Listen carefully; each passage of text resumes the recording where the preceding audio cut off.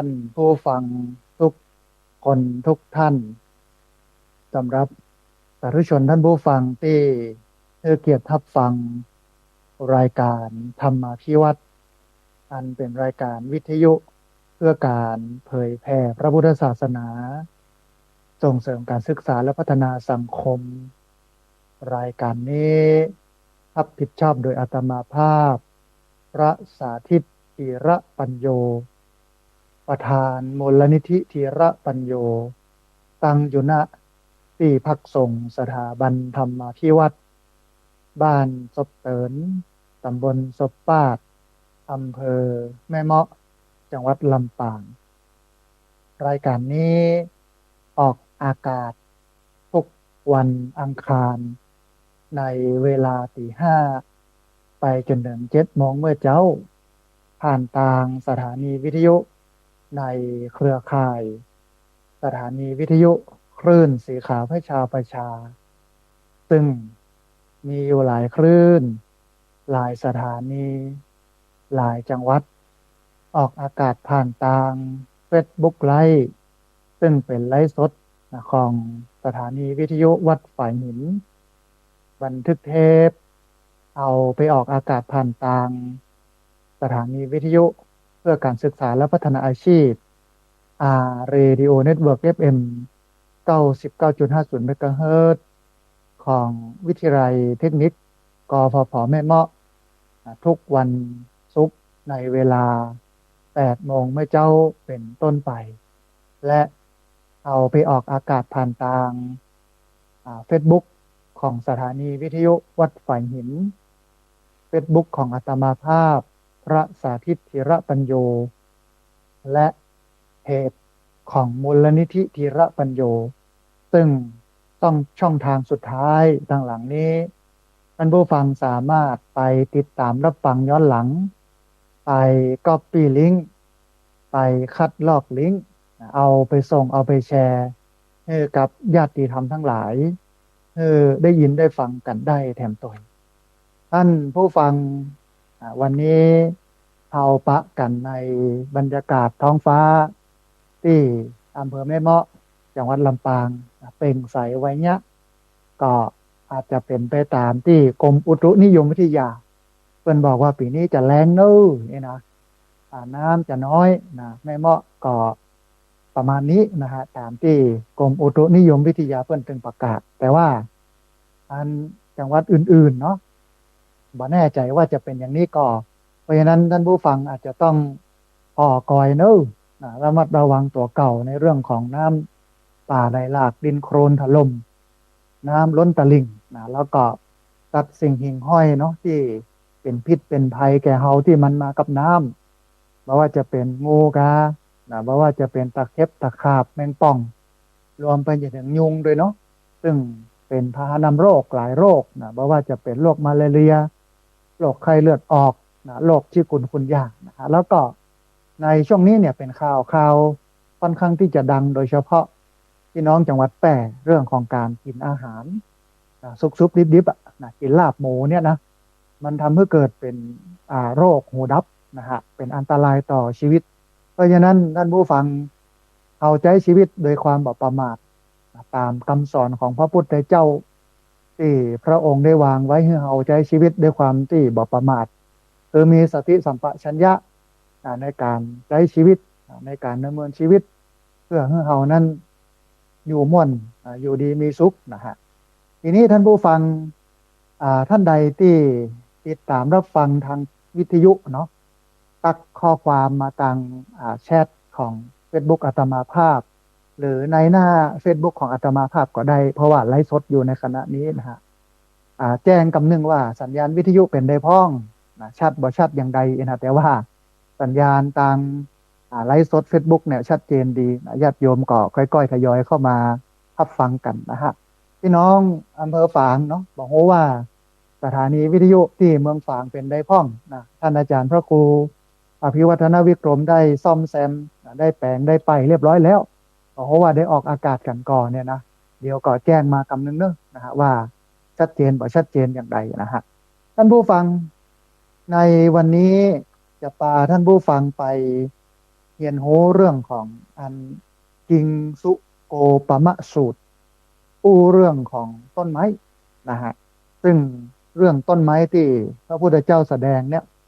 มันมีธรรมะมีสาระที่ซ่อนอยู่นะในต้นไม้นั้นอ่าคือหลายคนอ่ะพอต้นไม้ถ้าหน้าแล้งใบของต้นไม้นั้นมันเป็นห้องว่ามันพัดใบหมดแล้วมันเปล่งลึงเนี่ยก็จะเข้าใจว่าก็ไม้นี่บ่มีใบเฮ้ยอย่าอันนี้พอหน้าแล้งนะบ่กองไปพอหน้าฝนใบมันปุมันโป่งเนาะพอโดนน้ำฝนก็บอกว่าโอ้ก็ไม้นี่ปุโป่งจักดีเนี่ยมันเป็นอย่างอี้เอียคือเขาก็มองต่างวาระมองต่างมุมกันนะมองต่างเวลากันนะพ่องก็พอหน้าแล้งพ่องก็พอหน้าหนาวพ่องก็พอหน้าฝนพ่องก็พอหน้าใบไม้ผลินะใบไม้ร่วงเนี่ยมันจะไปเหมือนกันอย่างไรเนาะท่านผู้ฟังตามฤดูกาลของมันนะฮะก็ไม้มันก็ผิดแผกแตกต่างกันไปทีนี้ท่านผู้ฟังมันก็เลยมีพระสูตรที่พระพุทธเจ้าเอามาแสดงก็คือกิงสุกรสูตรนะเดี๋ยวจะได้อู้เอ่ยให้ท่านผู้ฟังทั้งหลายได้ติดตามรับฟังกันแต่ก่อนจะไปที่พระสูตรสูตรนี้ท่านผู้ฟังในวันก่อนนะได้ไปร่วมทำบุญกับพี่น้องวัดโสภณารามห้วยงูในตำบลสันทรายอำเภอฝางจังหวัดเชียงใหม่ได้ร่วมกันเอาหงตาลไปออกเนาะเลี้ยงพี่น้องนะฮะแล้วก็ได้ร่วมกันไปกินไปตานกันนะเป็นดีม่วนดีงันนะฮะแล้วก็มีญาติโยมที่เปิ้นมาทำบุญนะฮะกับอาตมาภาพเอามาอุปถัมภ์บำรุงที่พักสงฆ์เป็นการน้ำกาไฟแต่ว่าอาตมาภาพก็บอกว่าขอยืมใจก่อนเนอะตอนนี้นะหญ้ามันนักลำไป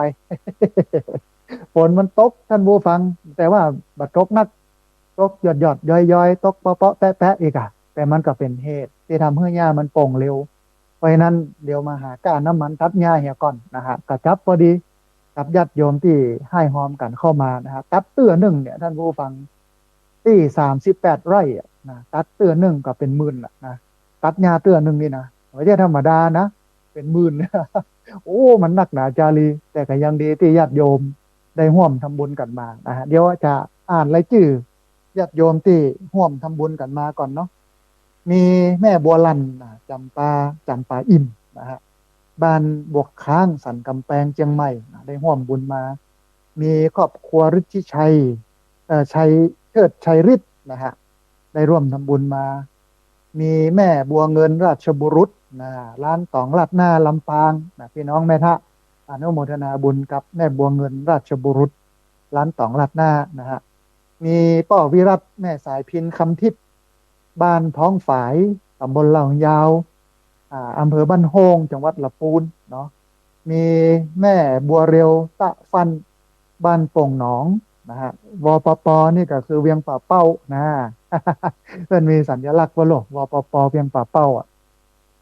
มียายเทียนแก้วหนองยางนะบ้านนาดูเนาะตำบลวังเงินไปร่วมทำบุญมา มีแม่บัวพัดกุลันนะอันบ้านต้นซานตำบลแม่สูนอำเภอฝางนะฮะมีคนโยมสุจินต์อภิวงศ์นะได้ร่วมทำบุญมา มีแม่อามรถดำนะบ้านปางปอยนะวันนั้นเนี่ยนอกจากจะไปถวายเทียนเข้าพรรษาแล้วก็ยกชัด4 ธาตุก็คือ4 ทิศ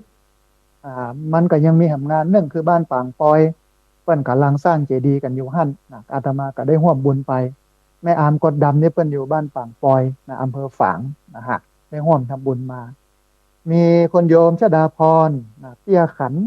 อันนี้บ้านใหม่พัฒนาจังหวัดลำปางมีคนโยมนงลักษณ์นะชัยชนะบ้านใหม่นะอำเภอแม่ทะนะจังหวัดลำปางมีแม่น้อมสุภาวงศ์นะบ้านตาจ้างอำเภอเวียงหนองร่องจังหวัดละปูนนะมีคนโยมสมานชมพูบ้านปากตางเจริญอำเภอดอยลอเนาะมีแม่แก้วสายทองนะอันบ้านใหม่อำเภอแม่ทะจังหวัดลำปางมีแม่จันหอมนะปวนมนบ้านใหม่แม่ทะลำปางมีแม่บัวพัดกองศรีบ้านอ่าข้าวแคบกลาง บ้านเข้าแคบกลางอำเภอสันกำแพงแล้วก็มีแม่ดวงมาลัยปัญโยนะฮะอันบ้านสันเข้าแคบกลางอำเภอสันกำแพงจังหวัดเชียงใหม่ได้ ร่วมให้ร่วมพร้อมกันมาเป็นก้าน้ำก้าไฟ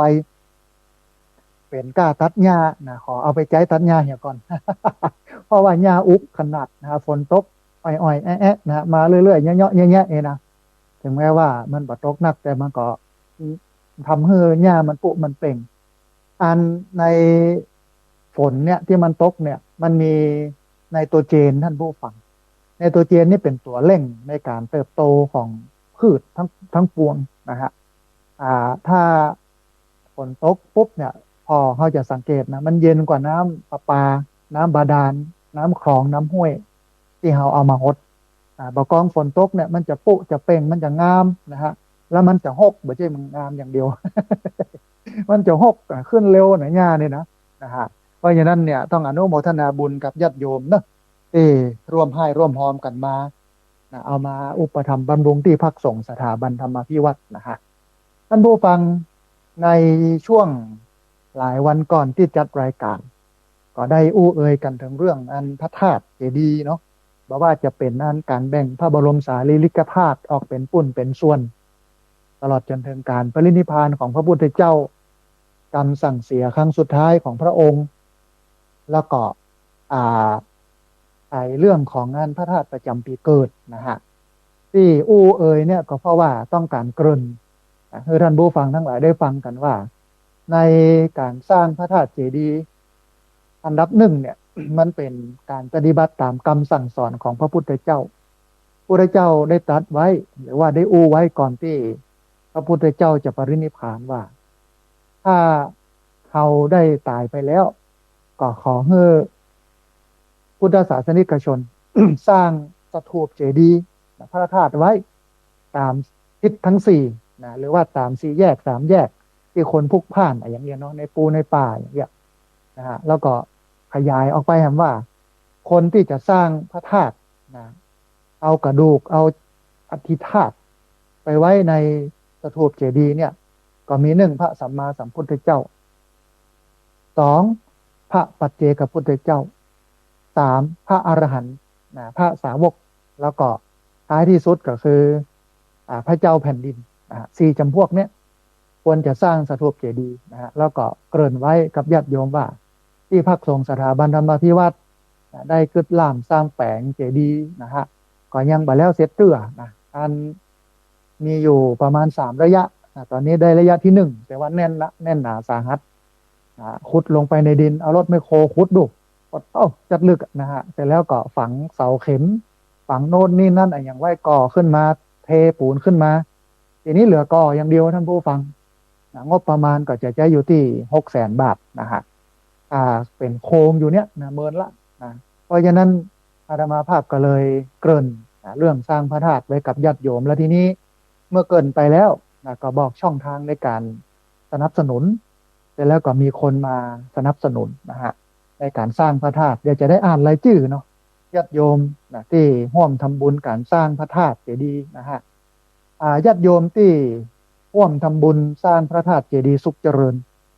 ซึ่งจะประดิษฐานอยู่ณที่พักสงฆ์สถาบันธรรมพิวัตรบ้านศพเตินตำบลศพปาดอำเภอแม่เมาะจังหวัดลำปางนะก็มีแม่จันเรือนใสนะแม่รัตดากาวิรชัยคุณป้อบุญชูกาวิรชัยคุณกิษณากาวิรชัยคุณชานุภาพมั่งมีคุณอัญชรีคำพรหมคุณพูนทรัพย์คำพรหมแล้วก็แพทย์หญิงปิยพันธ์วรรณสุขนะฮะสุดท้ายคุณธีรศักดิ์เหล่ารอดเทพ9 ท่านนี้ท่านผู้ฟังได้ร่วมทำบุญสร้างพระธาตุเจดีย์นะฮะถวายไว้ในพระพุทธศาสนาประดิษฐานอยู่ณที่พักสงฆ์สถาบันธรรมาภิวัตรบ้านศพเตินตำบลศพปาดอำเภอแม่เมาะจังหวัดลำปางเพราะฉะนั้นท่านผู้ฟังท่านใดที่รับฟังแล้วเกิดจิตศรัทธาเนาะอยากให้สร้างธาตุเจดีย์นะฮะแล้วเฮือเซตตอนนี้ก็ได้หนักละนะฮะอย่างน้อย30-40%เนาะเหลือแหมประมาณสัก50-60%นะฮะก็สามารถทำบุญได้ที่ ธนาคารกรุงไทยชื่อบัญชีที่พักสงฆ์สถาบันธรรมาภิวัตรหมายเลขบัญชี5360755318เป็นธนาคารกรุงไทยชื่อบัญชีที่พักสงฆ์สถาบันธรรมาภิวัตรหมายเลขบัญชี5360755318นะฮะอันนี้ก็เป็นช่องทางในการทำบุญสร้างพระธาตุเจดีย์นะฮะอันที่จริงมันก็เป็นกุศโลบายของอาตมาภาพเขาได้ไปหันวัดวาที่ครูบาอาจารย์สมัยที่เปิ้นมีชีวิตอยู่เนาะลูกศิษย์ลูกหาก็มากันเต็มนะฮะสร้างแปลงกันไปแต่บอกกองสิ้นเกจิครูบาอาจารย์เนี่ยมันเหมือนมีไผสืบนะมันเหมือนมีไผพอคนก็บอกให้มาละเนี่ยท้ายที่สุดก็เป็นวัดที่ร้างวัดห่างวัดลุวัดบดีนะฮะน่าเสียดายอ่ะนะแทนที่มันจะยั่งยืนอาตมาภาพก็วิธีการของอาตมาภาพเนี่ยว่าแต่เนี่ยอย่างใดเฮือที่พักสงฆ์สถาบันธรรมาภิวัตรเนี่ยมันยั่งยืนเนาะอันแรกเลยก็คือตั้งมูลนิธิขึ้นมานะเพื่อเอามาดูแลเอามาซัพพอร์ตภาษาวิชาการเนี่ยเป็นใจว่าซับเป็นใจคำว่าซัพพอร์ตเอามาดูแลที่พักสงฆ์นี้นะอันนี้อันดับแรกอันที่สองมันต้องแต่งอันอย่างสักอย่างหนึ่งเอาไว้ที่นี่เนี่ยเพื่อให้คนมากราบให้คนมาปฏิบัติทำให้คนมาหาก็เลยกึศในใจว่า เอ๊ะพระพุทธเจ้าในเปิ้นตรัสไว้หรอกว่าถ้าเฮาปรินิพพานไปแปลงสถูปไว้เนอะแล้วก็เอาอธิธาตุเอาพระบรมสารีริกธาตุไปไว้ในหั้นเนี่ยเฮาก็กึศในใจว่าบ้านตั้งเหนือเฮานี่นะเวลาที่ไหนมีพระธาตุเพิ่นก็จะห้องม่อนธาตุถ้ามันอยู่ที่สูงอะเนาะม่อนธาตุเนี่ยวัดดอยธาตุวัดดอยพระธาตุเนี่ยเออเฮาแผงพระธาตุละไว้นี่สักองค์หนึ่งบ่องค์ใบใหญ่นะกว้างสัก4 เมตรสูงสัก9 เมตรก็พอแล้วหมอกอมปอมเนี่ยมันก็เป็นที่ทำให้ผู้คนพุทธศาสนิกชนจะต้องมาพัดมาเที่ยวล่ะมีงานประเพณีประจำปีส่งน้ำธาตุงานปฏิบัติธรรมถวายพระธาตุทำบุญถวายพระธาตุด้วยการปฏิบัติธรรมอย่างเป็นที่จูงใจหรือว่าเป็นอันลักยึดเหนี่ยวของพุทธศาสนิกชนแถวนี้นะฮะก็เลยกึดแปลงพระธาตุขึ้นมานะเพราะฉะนั้นท่านใดที่มีจิตศรัทธาเนาะอยากจะร่วมทำบุญสร้างพระธาตุนะก็เรียนเชิญเจริญพรได้ร่วมทำบุญกันได้ที่ธนาคารกรุงไทยชื่อบัญชีที่พักสงฆ์สถาบันธรรมาภิวัตรหมายเลขบัญชี5360755318นะฮะเป็นธนาคารกรุงไทยชื่อบัญชีที่พักสงฆ์สถาบันธรรมาภิวัตรหมายเลขบัญชี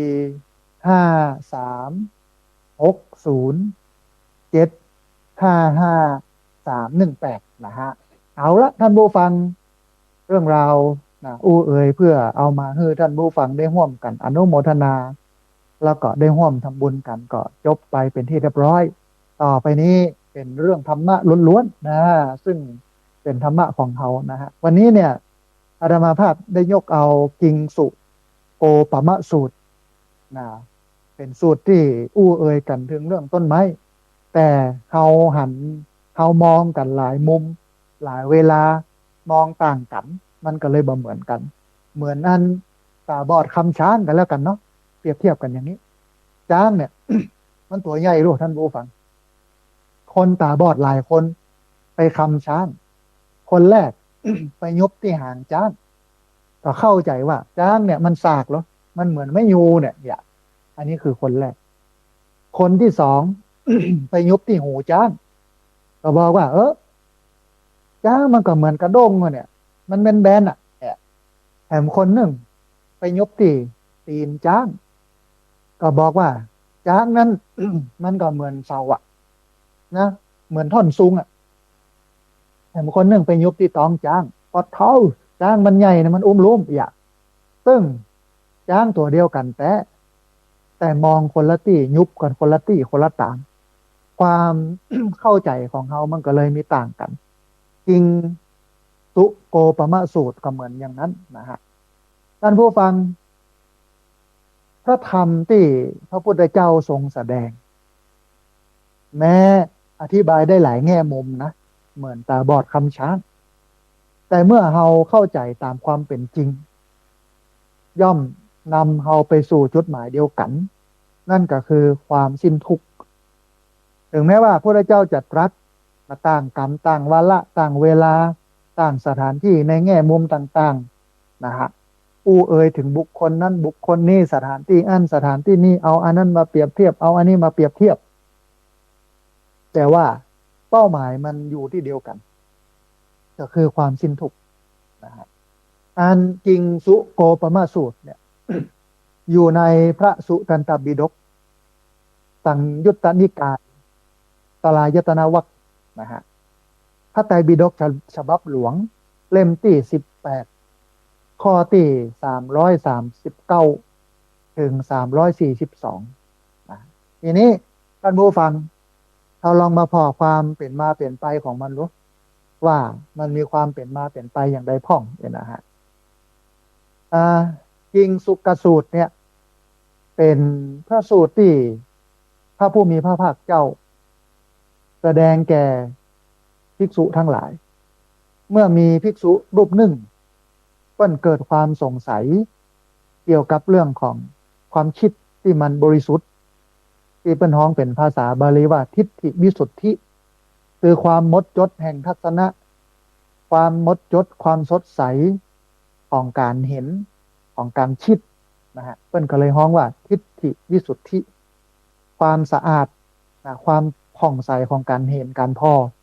นะเพิ่นก็เลยฮ้องว่าทิฏฐิวิสุทธิอันในกิงสุกสูตรเนี่ยเพิ่นก็อู้เอ่ยเนาะตั้งเป็นคำถามขึ้นมาโดยเฉพาะคนที่ถามแล้วก็พระพุทธเจ้าที่ตอบ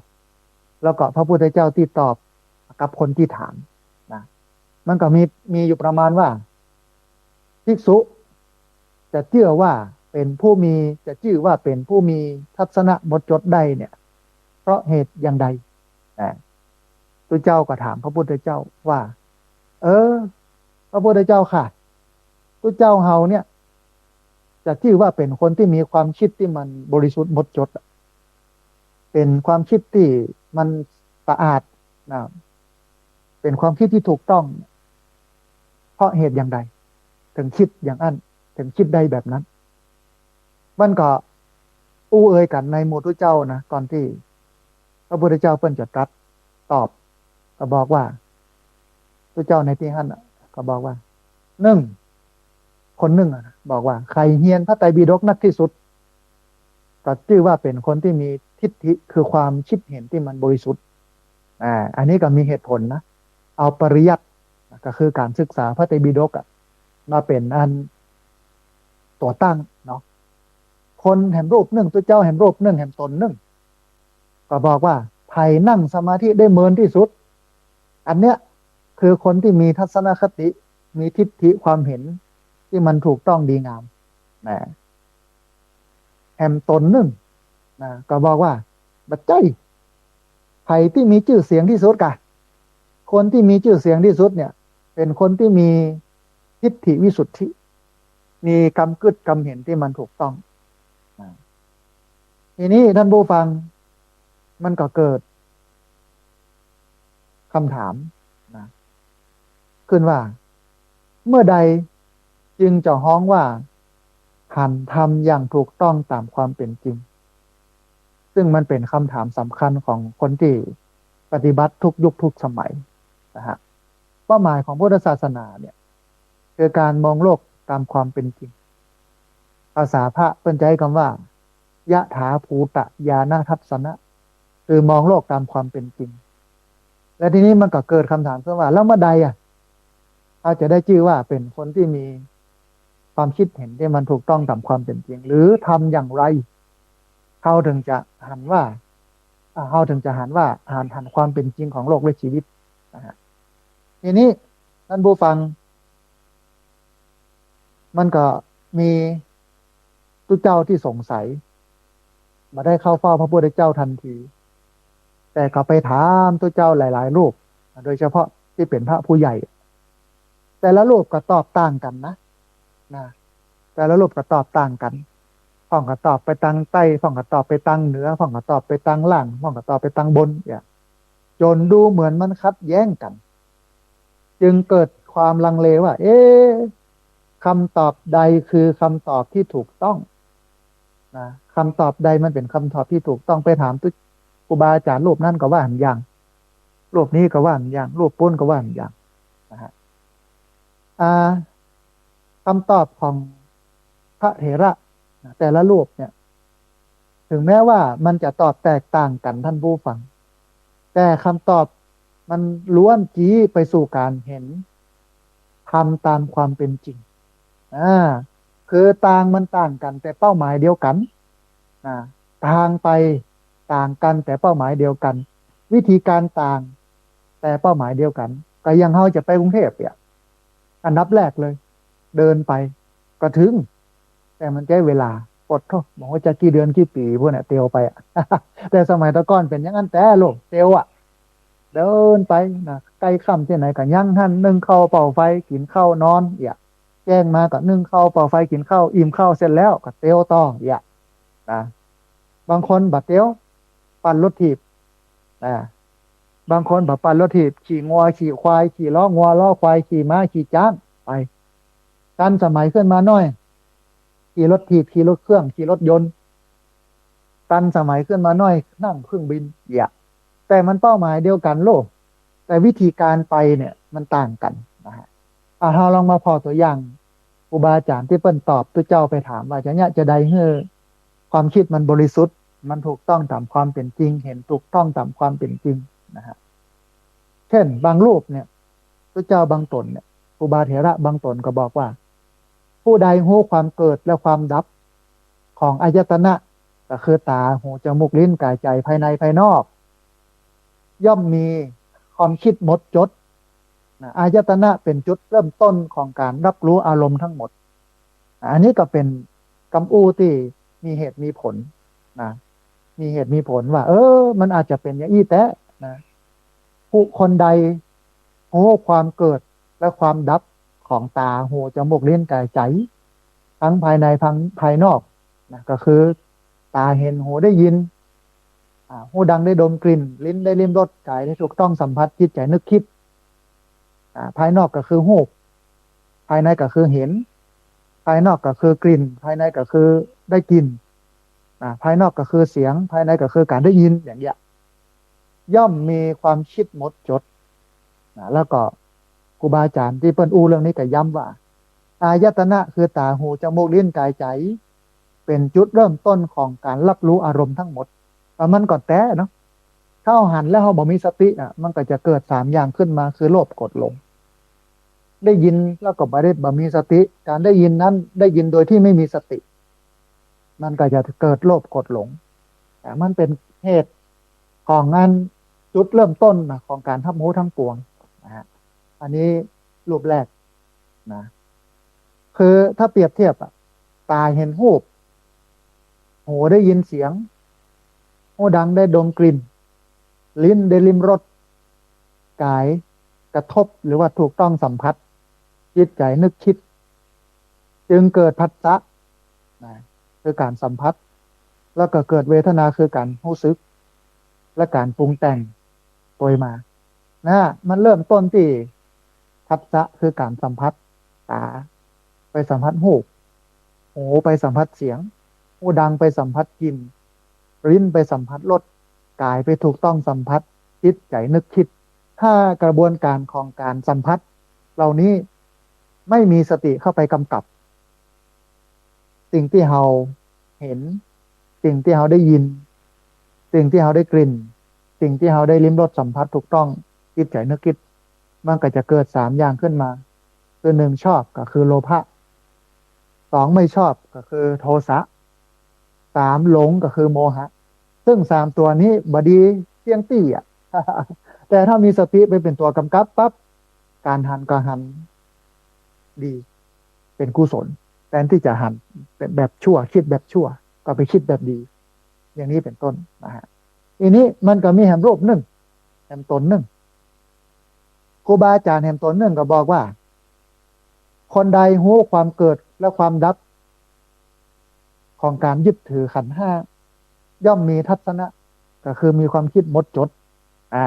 ตะกี้นี่อู้ถึงเรื่องอายตนะตาหูจมูกลิ้นกายใจถ้าถ้าดับถ้าไปหูเรื่องผัสสะ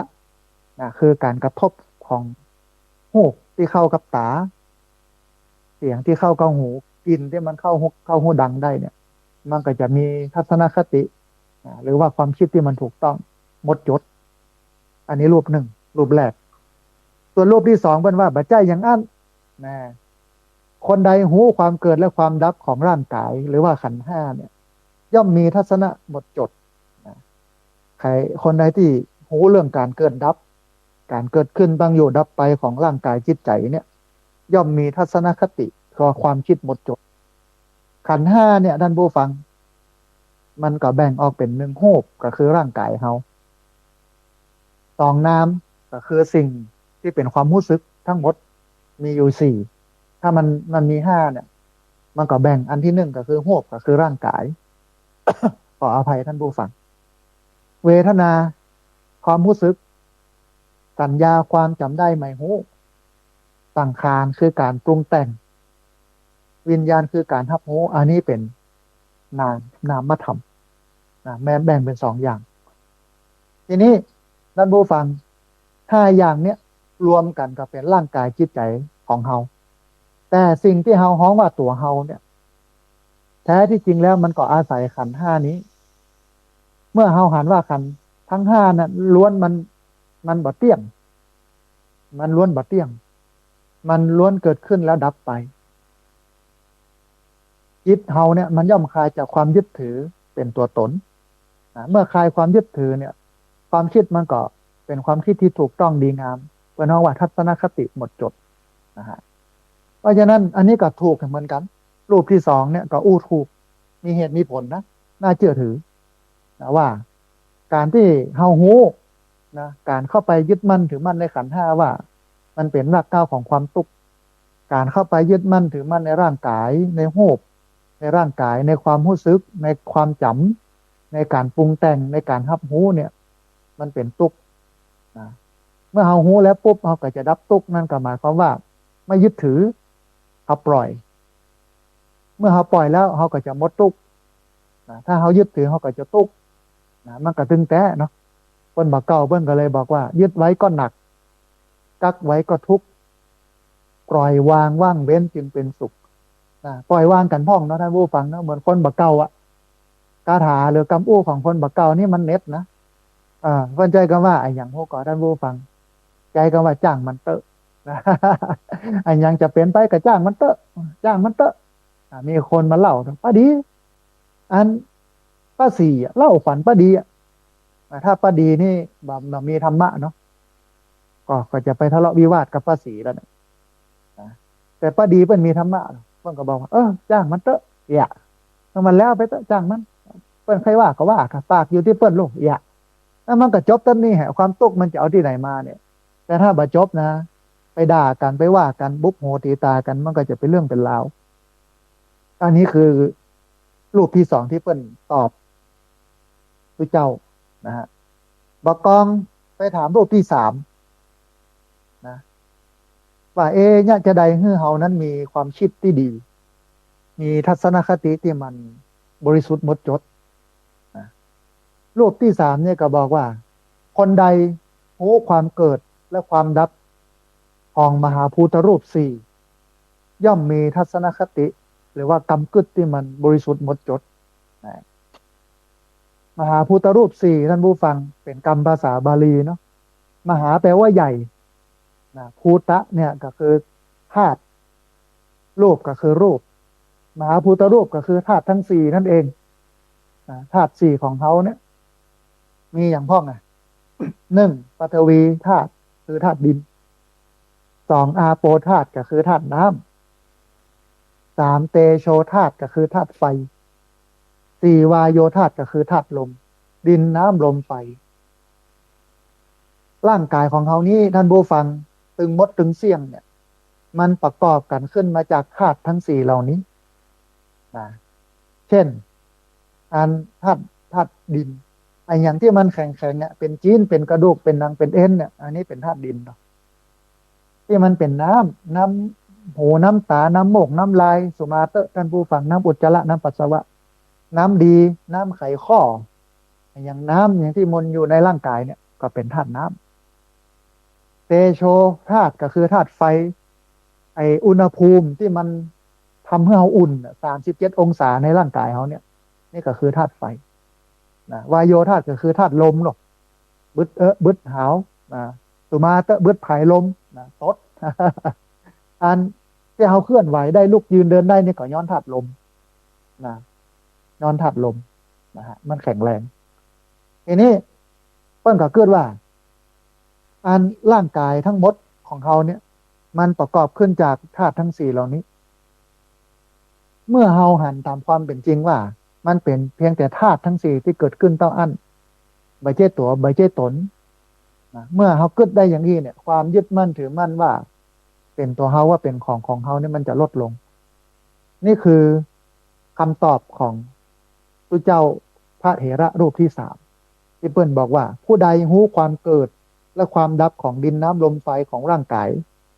ผู้นั้นย่อมมีความคิดที่บริสุทธิ์หมดจดนะเป็นความคิดที่ถูกต้องนะอันนี้คือรูปที่สามบอกกองไปถามรูปที่สี่ท่านผู้ฟังรูปที่สี่ก็บอกว่าอันสิ่งใดสิ่งหนึ่งมีความเกิดขึ้นเป็นธรรมดาสิ่งนั้นทั้งหมดมีความดับเป็นไปธรรมดาผู้นั้นย่อมมีความคิดมีทัศนคติที่มันหมดจดดีงามอันนี้ก็เป็นการสรุปหลักธรรมทั้งหมดไว้ในประโยคเดียวนะเพราะว่าที่ว่ามาทั้งหมดเนี่ยตัวเจ้าทั้งสี่รูปเนี่ยรูปแรกไปอู้ถึงเรื่องอายตนะก็คือตาหูจมูกลิ้นกายใจและการสัมผัสตาได้หันโหบหูได้ยินเสียงหูดังได้ดมกลิ่นลิ้นได้ลิ้มรสกายถูกต้องสัมผัสจิตใจนึกคิดถ้าเรามีสติกับการหันนั้นทัศนคติก็ถือว่าเป็นทัศนคติที่ดีการเห็นก็เป็นการเห็นที่ดีนะฮะ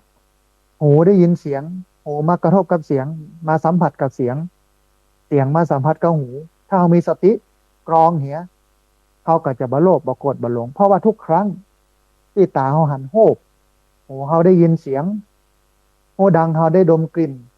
ลิ้นเขาได้ลิ้มรสกายได้ถูกต้องสัมผัสจิตใจได้นึกคิดโดยที่ไม่มีสติเป็นตัวกำกับมันจะเกิดสามอย่างขึ้นมาทันทีหนึ่งโลภสองโกรธสามหลงล้วนเป็นสิ่งที่นำพาชีวิตเขาตกต่ำทั้งนั้นแต่ถ้ามีสติเป็นตัวกรองหรออ๋อมันก็มองเป็นเรื่องเฉยๆเป็นเรื่องธรรมดานี่คือความคิดแรกของครูบาอาจารย์ที่เปิ้ลตอบคำถามนี้นะฮะรูปที่สองอู้ถึงเรื่องขันธ์ห้าถ้าคนใดบ่ยึดมั่นถือมั่นในขันธ์ห้าก็จบละอันนี้ก็แท้นะฮะก็ถูกการยึดถือนะมันเป็นรากเหง้าของความทุกข์การปล่อยวางนั่นแหละมันเป็นรากเหง้าของความสุขนะฮะส่วนคนบ่เก่าก็เพิ่นก็ถึงบอกว่ายึดไว้ก็หนักกักไว้ก็ทุกข์ปล่อยวางว่างเว้นจึงเป็นสุขนะฮะแหมรูปหนึ่งอู้ถึงเรื่องธาตุก็ร่างกายจิตใจเฮานี่เนี่ยมันประกอบไปด้วยธาตุทั้งสี่ดินน้ำลมไฟเนี่ยจะเอาตัวตนที่ไหนมาว่าเป็นตัวเฮาว่าเป็นของเฮานะมันเป็นธาตุทั้งสี่ดินน้ำลมไฟอย่างอาตมาภาพยกตัวอย่างธาตุดินกระดูกชิ้นเอ็นธาตุน้ำก็น้ำที่มันอยู่ในร่างกายธาตุลมก็ลมขึ้นเบื้องบนลงลมเบื้องต่ำลงที่มันอยู่ในท้องลมที่มันเคลื่อนไหวอยู่ในร่างกายธาตุไฟก็ไฟยังกายให้อุ่นอุณหภูมิของมนุษย์กับ37 องศาคำตอบทั้งสามนี่ดูเหมือนว่ามันต่างกันมันไปคนละทิศคนละทางไปคนละตีคนละต่างแต่ล้วนแล้วเนี่ยคำตอบเราเนี่ยมันล้วนอยู่ในกฎเดียวกันอยู่ภายใต้กฎเดียวกันกฎอะไรอย่างก็คือกฎการเกิดขึ้นแล้วก็ดับไปบอกว่าจะเป็นในส่วนของอายตนะการเห็นการได้กลิ่นการได้ยินการได้ลิ้มรสกันถูกต้องสัมผัสของกายจิตใจนึกคิดหรือแม้แต่ขันธ์ห้าร่างกายของเขานี้เมื่อขยายออกก็คือขันธ์ห้าแต่เมื่อย่อลงก็เหลือสองอย่างคือรูปกับนามนะฮะมันก็ล้วนตกอยู่ในกฎของการเกิดขึ้นระดับไปธาตุทั้งสี่ก็เหมือนกัน ดินน้ำลมไฟที่มันประกอบเป็นตัวเป็นตินเนี่ยที่เป็นตัวเฮาฮะมันก็ตกอยู่ในกฎเดียวกันคือเกิดขึ้นระดับไปนะฮะทีนี้ท่านผู้ฟังเมื่อพระเจ้าได้ฟังคำตอบทั้งสี่มันก็เกิดความสงสัยว่าโอ้หากพระธรรมเป็นความจริงเพียงสิ่งเป็นเพียงสิ่งเดียวความจริงเป็นเพียงหนึ่งเดียวเนี่ยหยังคนปฏิบัติธรรมถึงอธิบายไม่เหมือนกันอ่าทั้งที่พระธรรมเนี่ยเป็นความจริงที่เป็นเพียงสิ่งเดียวความจริงมีเพียงหนึ่งเดียวแต่ทำไมเหตุใดคนที่ปฏิบัติธรรมอย่างพระเถระทั้งหลายที่เราไปถามเนี่ยเปิ้นถึงอธิบายบ่เหมือนกันยกตัวอย่างบ่เหมือนกันพ่องก็บอกว่าอายตนะพ่องก็บอกว่าขันธ์ห้าพ่องก็บอกว่าธาตุทั้งสี่การเห็นอายตนะการเข้าใจอายตนะการเข้าใจเรื่องการสัมผัสของอายตนะคือตาหูจมูกลิ้นกายใจกับรูปเสียงกลิ่นรสแล้วก็ขันธ์ห้าแล้วก็ธาตุทั้งสี่อธิบายไปคนละอย่างคนละตีคนละตางเลยเนี่ยมันเป็นอย่างไรฮะทั้งที่ความจริงมีเพียงหนึ่งเดียวแต่แล้วก็ไปถามพระพุทธเจ้าว่ามันเป็นจะได้แต่พระพุทธเจ้านะพระสมณะโคดมสัมมาสัมพุทธเจ้ามันเป็นอย่างไรแต่ไปถามรูปหนึ่งก็ว่าอย่างหนึ่งไปถามรูปหนึ่งก็ว่าอย่างหนึ่งไปถามรูปหนึ่งก็ว่าอย่างหนึ่งทีนี้พระพุทธเจ้าก็ตัดยกเอาอุปมาอุปไมยเนาะอู้ถึงเรื่องต้นไม้ต้นหนึ่งที่ว่าต้นกิ่งสุกขึ้นอธิบายเพื่อแสดงว่าแม้จะหันต้นไม้ต้นเดียวกันแต่หากหันคนละช่วงเวลาย่อมบรรยายลักษณะต่างกันท่านผู้ฟังสังเกตนะคือถึงแม้มันจะเป็นต้นไม้ต้นเดียวกันแต่ถ้าเราหันต่างช่วงเวลามันก็มีคำอธิบายมันต่างกันอยู่แล้วมันจะไปเหมือนกันยังไงเหมือนอาตมาภาพยกตัวอย่างไว้ตะกี้ว่าเหมือนตาบอดคำช้างนะฮะคนตาบอดไปยุบที่หางจ้างมันก็บอกว่าหางจ้างนี่มันเหมือนไม่ยูแต่อย่าบางห้องก็ไปยุบที่หูจ้างก็บอกว่าโอ้จ้างมันเหมือนกระด้งเนาะอย่าบางคนก็ไปยุบที่แข้งจ้างจ้างมันเหมือนเสาด้วยเนี่ยมนเนี่ยขึ้นทางบนเนี่ยบางห้องก็ไปยุบที่ตองจ้างก็บอกว่าโอ้จ้างมันใหญ่เลยเนี่ยนะอ้วนอุดปุดมันก็เป็นคำตอบว่าแม้จะเห็นต้นไม้ต้นเดียวกันแต่หากเห็นคนละช่วงเวลามันย่อมบรรยายลักษณะต่างกันเปิ้ลก็ยกตัวอย่างนะพระพุทธเจ้าเนี่ยเปิ้ลยกตัวอย่างว่าบางคนหันตอนมันออกใบมันก็อธิบายไปว่ามันเขียวมันปุมันเป่งมันโป่งใบมันเปลือกชิเต๋ออย่าแต่บางคนหันตอนมันออกดอกโลกนะก็บอกว่าโอ้ดอกมันงามอย่างนั้นอย่างนี้ไปโฟกัสหรือว่าไปจี้ที่ดอกมันนะฮะบางคนก็หันตอนที่มันพัดใบเหลือก้านกับกิ่งก็ไม้นี่มันมีใบเนี่ยมันมีก็กิ่งนะโอ้โกนล้นงนเนี่ยใบมีสักใบอย่าท่านผู้ฟังคำเล่าคำบอกตั้ง3-4อย่างเนี่ยไม่ว่าจะเป็นหันตอนมันออกใบหันตอนมันออกดอกหันตอนมันติดฟัดหันตอนมันพัดใบคำบอกเล่ามันก็ย่อมแตกต่างกันเพราะว่าหันตามช่วงวัยช่วงเวลาช่วงฤดูกาลหน้าฝนก็อย่างหน้าแล้งก็อย่างนะฮะแต่ผู้คนกำลังอู้ถึงต้นไม้ต้นเดียวกันฉันใดก็ฉันนั้นท่านผู้ฟังธรรมะที่พระพุทธเจ้าทรงแสดงนะแม้อธิบายผ่านร่างกายก็คือผ่านอายตนะคือตาหูจมูกลิ้นกายใจกับการไปสัมผัสกับการหันการได้ยินหูดังได้ดมกลิ่นลิ้นได้ลิ้มรสกายถูกต้องสัมผัสจิตใจนึกคิดหรือแม้แต่เรื่องขันธ์ห้าอธิบายออกไปว่ารูปก็คือร่างกายเวทนาคือความรู้สึกสัญญาคือความจำได้ไม่รู้สังขารก็คือการปรุงแต่งวิญญาณคือการรับรู้รวมกันแล้วเป็นขันธ์ห้าแยกออกมาเป็น2อย่างคือรูปและนามมันก็เรื่องเดียวกันหรือแม้แต่จะไปอธิบายเรื่องธาตุทั้ง4มหาภูตรูป4ดินน้ำลมไฟว่าร่างกายนี่มันประกอบขึ้นด้วยธาตุทั้ง4ดินน้ำลมไฟหรือจะอธิบายเรื่องความเกิดความดับ เกิดขึ้นตั้งอยู่ดับไปที่ว่ามาทั้งหมดเนี่ยมันเป็นสิ่งเดียวกันนะ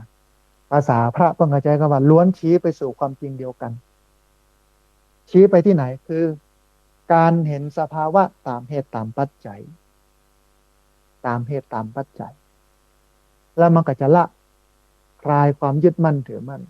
สาระสำคัญมันไม่ได้อยู่ที่ว่าจะไปหันหน้าใดอาจจะไปหันหน้าแล้งหน้าฝนหน้าหนาวจะไปหันต้นไม้นั่นออกดอกออกใบติดฟักพัดใบมันก็แล้วแต่จะเห็นตามช่วงฤดูกาลแต่สาระสำคัญมันอยู่ตรงนี้ท่านผู้ฟังมันอยู่ที่ว่าเราเห็นสัจธรรมในขณะนั้นในฤดูกาลนั้นตามเหตุตามปัจจัยหรือไม่และเราไปคลายความยึดมั่นถือมั่นได้หรือไม่นะฮะอันนี้คือธรรมะของพระพุทธเจ้าเหมือนที่พระพุทธเจ้าแสดงไปแสดงไปเทศน์ให้กับคนที่เปิ้นเป็นชาวประมงมันจะเอาเรื่องอะไรอย่างมาอู้ท่านผู้ฟังมันก็ต้องเป็นเรื่องของชาวประมงเรื่องการจับปูจับปลาเรื่องทะเลอีกอะมันยกตัวอย่างได้ง่ายด้วยเพราะว่าเปิ้นอยู่ตรงนั้นแต่ว่าไปเทศน์ให้กับเจ้านาเจ้าให้เจ้านาฟังมันจะไปอู้เรื่องทะเลมันก็ยากเนาะเพราะว่าเปิ้นเป็นเจ้าให้เจ้านานี้เนาะก็อู้เรื่องให้เรื่องนาเนี่ยกะเรื่องการปลูกการฝังก็ไม่ก็ตอกต้นพริกต้นมะเขือต้นนั้นต้นนี้อย่าไปอู้กับอันช่างปั้นหม้อจะไปอู้เรื่องทะเลกับอู้เรื่องนากันมันก็บ่คือเนาะมันก็อู้เรื่องเอาหม้อเนี่ยมาเป็นอุปมาอุปไมยในการแสดงธรรมนี่คือความแตกต่างที่นำไปสู่เป้าหมายเดียวกันนะฮะเป็นห้องกันว่าแสวงหาจุดร่วมสงวนจุดต่างสร้างความเป็นเอกภาพทางด้านนโยบายแล้วก็มีความหลากหลายในการปฏิบัติแต่เป้าหมายเดียวกันเหมือนกับที่อาตมาภาพยกตัวอย่างเอาไปกรุงเทพเอาไปได้หลายวิธีการบางพ่องเตียวไปหมดเข้าใช้เวลาเมื่อนะเป็นเดือนเป็นปีนะกว่าจะเตียวไปถึงกรุงเทพนะอย่างลำปางไปกรุงเทพอย่างเชียงใหม่ไปกรุงเทพอยากอะเป็น500-600 กิโล700 กิโลอะนะฮะกว่าจะไปถึงกรุงเทพก็พอเท่านะฮะใช้เวลาเป็นเดือนเป็นปีบางพ่องบัดเตียวนะมีมีงัวหรอขี่งัวไปพ่องก็ขี่ควายไปบางพ่องก็ขี่รถถีบบางพ่องก็ขี่รถเครื่องบางพ่องก็รถยนต์รถโดยสารสาธารณะบางพ่องมีเงินน้อยหนึ่งขึ้นเครื่องบินไปแต่เป้าหมายเดียวกันนะคือกรุงเทพเนี่ยทีนี้ท่านผู้ฟังจริงสุกสูตรเนี่ยมันเริ่มต้นด้วยคำถามเรื่องความมดจดความเข้าใจที่แจ่มแจ้งความคิดเห็นที่ถูกต้องของการเห็นการคิดแล้วก็มันแสดงให้เห็นว่าพระธรรมเนี่ยมันสามารถอธิบายได้หลายแนวทางโดยที่บังคับกัน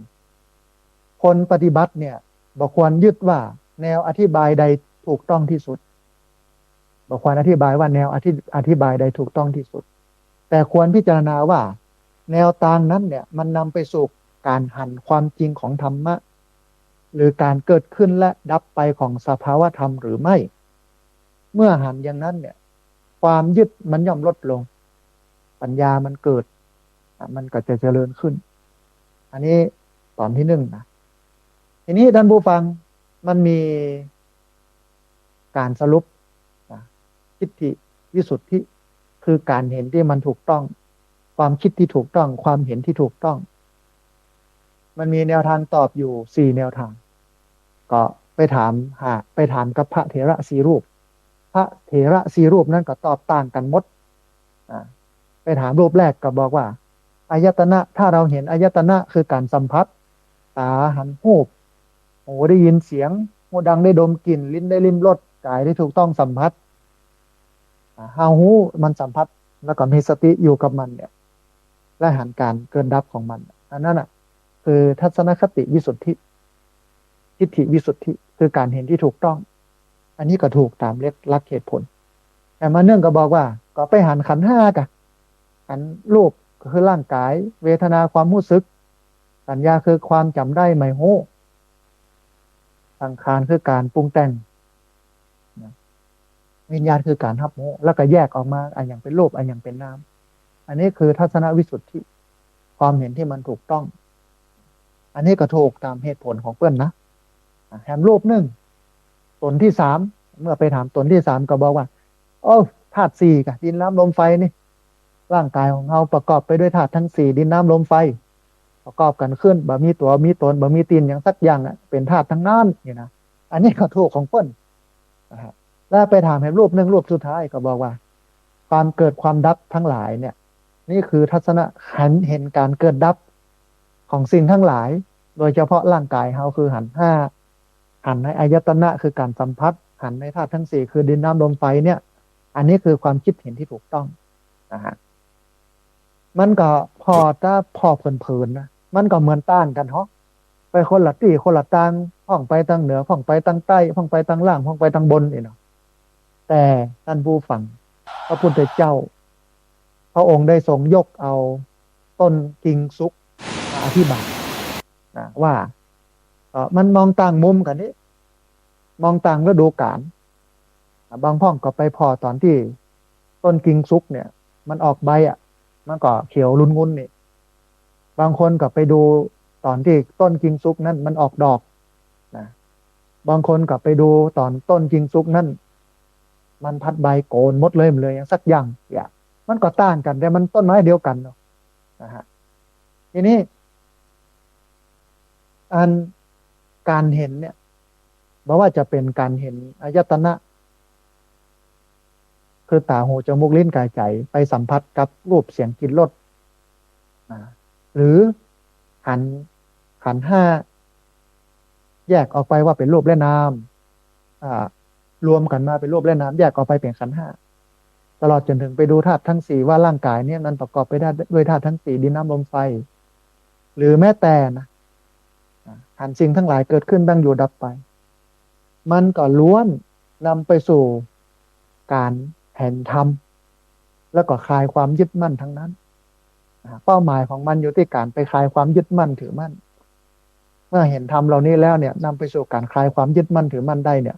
นั่นแสดงว่าเป็นทัศนวิสุทธิการเห็นที่ถูกต้องนะฮะท่านผู้ฟังเปิ้นก็อู้เรื่องของต้นไม้ที่ว่าต้นกิงซุกที่มันมองคนละด้านคนละอย่างคนละแบบมันก็สรุปได้ว่าธรรมะมันหลายหมวดแต่นะที่พระพุทธเจ้าแสดง84,000พระธรรมขันธ์ก็ต้องนักหนาจารีแต่มันบัคัดแย้งกันผู้คนจะหันคนละด้านอาจจะก้าวบ่เหมือนกันแต่ความจริงมันไม่เปลี่ยนแปลงนะฮะแต่เฮาหันกันคนละอย่างคนละฤดูกาลเหมือนตาบอดคำช้างทีนี้เมื่อคำตอบต่างกันความสงสัยมันก็เกิดขึ้นหลังจากที่ตุเจ้ารูปหนึ่งเนี่ยไปถามตุเจ้าหลายรูปว่าตุเจ้าตนหนึ่งจะชื่อว่ามีทัศนคติมีความคิดเห็นที่มันถูกต้องหมดจดได้เนี่ยมันเพราะอะไรหยังแล้วก็ได้รับคำตอบมาหลายแบบเหลือเกินบางรูปก็บอกว่าก็ไปหันอายตนะกันบางรูปก็บอกว่าไปหันขันธ์ห้ากันบางรูปก็บอกว่าไปหันธาตุทั้งสี่มหาภูตรูปสี่ดินน้ำลมไฟบางรูปก็บอกว่าการหันการเกิดการดับของธรรมทั้งหลายของสิ่งทั้งหลายเนี่ยคือของแท้อย่างพระเจ้ารูปนั้นก็จึงเกิดความสงสัยว่าถ้าพระธรรมเป็นความจริงที่มันมีเพียงหนึ่งเดียวเหตุใดจึงอธิบายบ่เหมือนกันนะตั้งที่มันเป็นอันเดียวมันมีหนึ่งเดียวอ่ะความจริงมีเพียงหนึ่งเดียวเนี่ยแล้วมันอธิบายอย่างไรอย่างแต่ว่าเนี่ยเนาะก็เลยไปเข้าเฝ้าพระพุทธเจ้าพระพุทธเจ้านั้นบ่ได้ตัดตอบว่าภิกษุรูปใดผิดถูกนะแต่ทรงยกอุปมาที่มันเข้าใจง่ายขึ้นมาพูดถึงเรื่องของต้นกิงซุกต้นไม้ต้นหนึ่งต้นไม้ประเภทหนึ่งในอินเดียตอนนั้นพระองค์ตัดถึงต้นกิงซุกนะซึ่งเป็นต้นไม้ชนิดเดียวกันแต่มันมีคนหลายคนไปหันในช่วงเวลาที่มันต่างกัน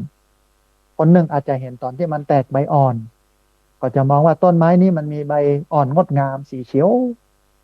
นะแต่คนหนึ่งไปหันตอนมันออกดอกก็จะบอกว่าโอ้ต้นไม้นี้มันเต็มไปด้วยดอกสีแดงอย่า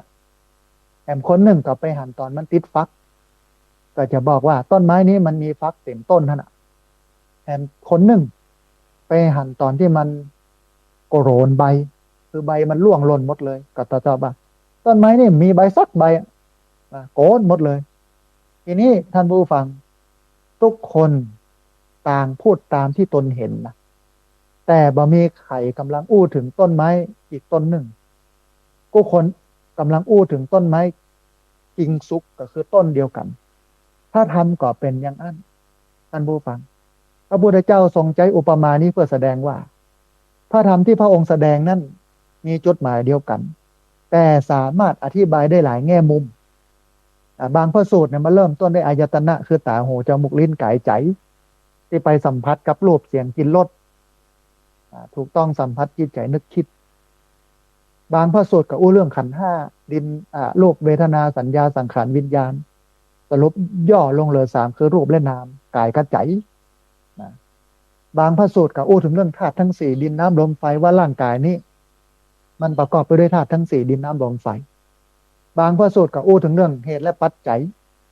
ความเกิดและความดับนะฮะเข้าพ่อเพลินๆเนี่ยท่านผู้ฟังแม้ว่ามันจะใช้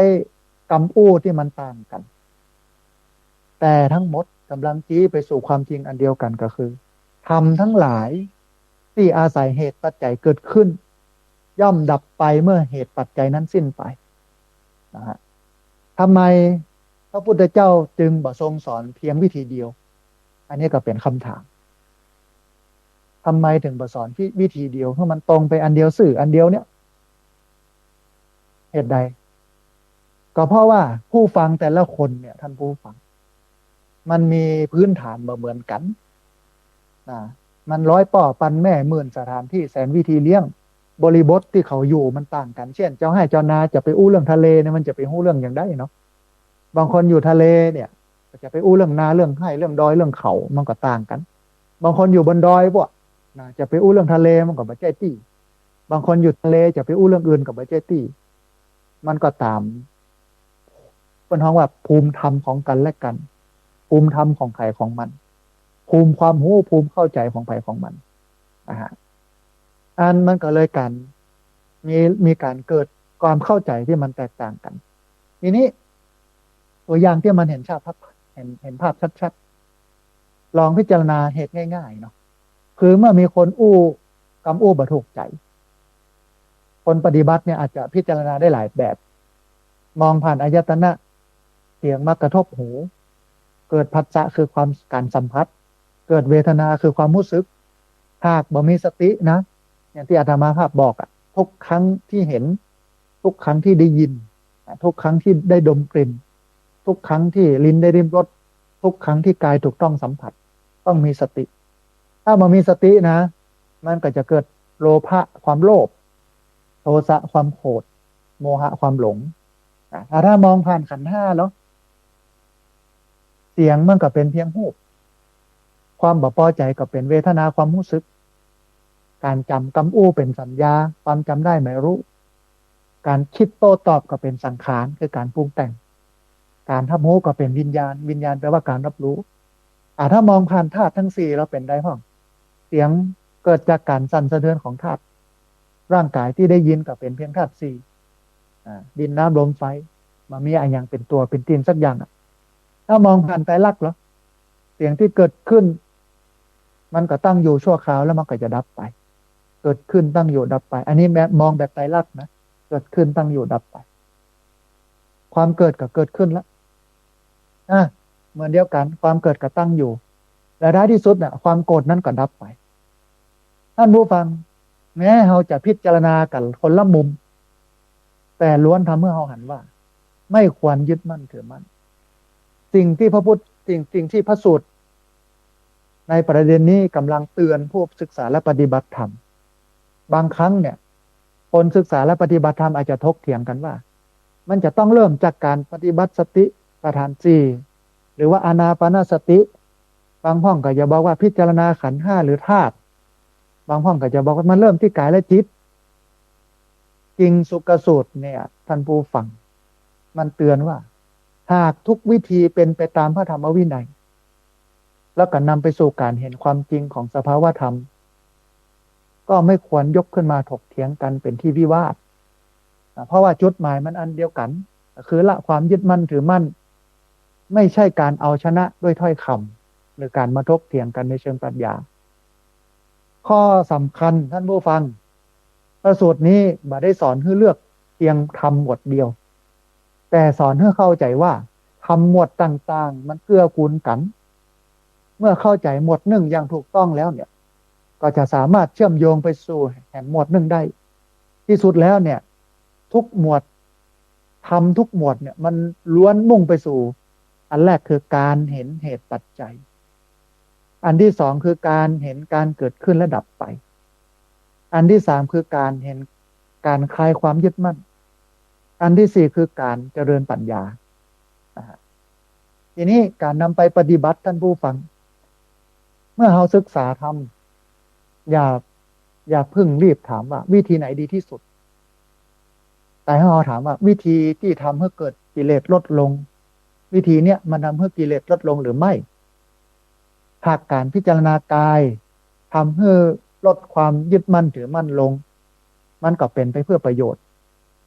หากการพิจารณาเวทนาความรู้สึก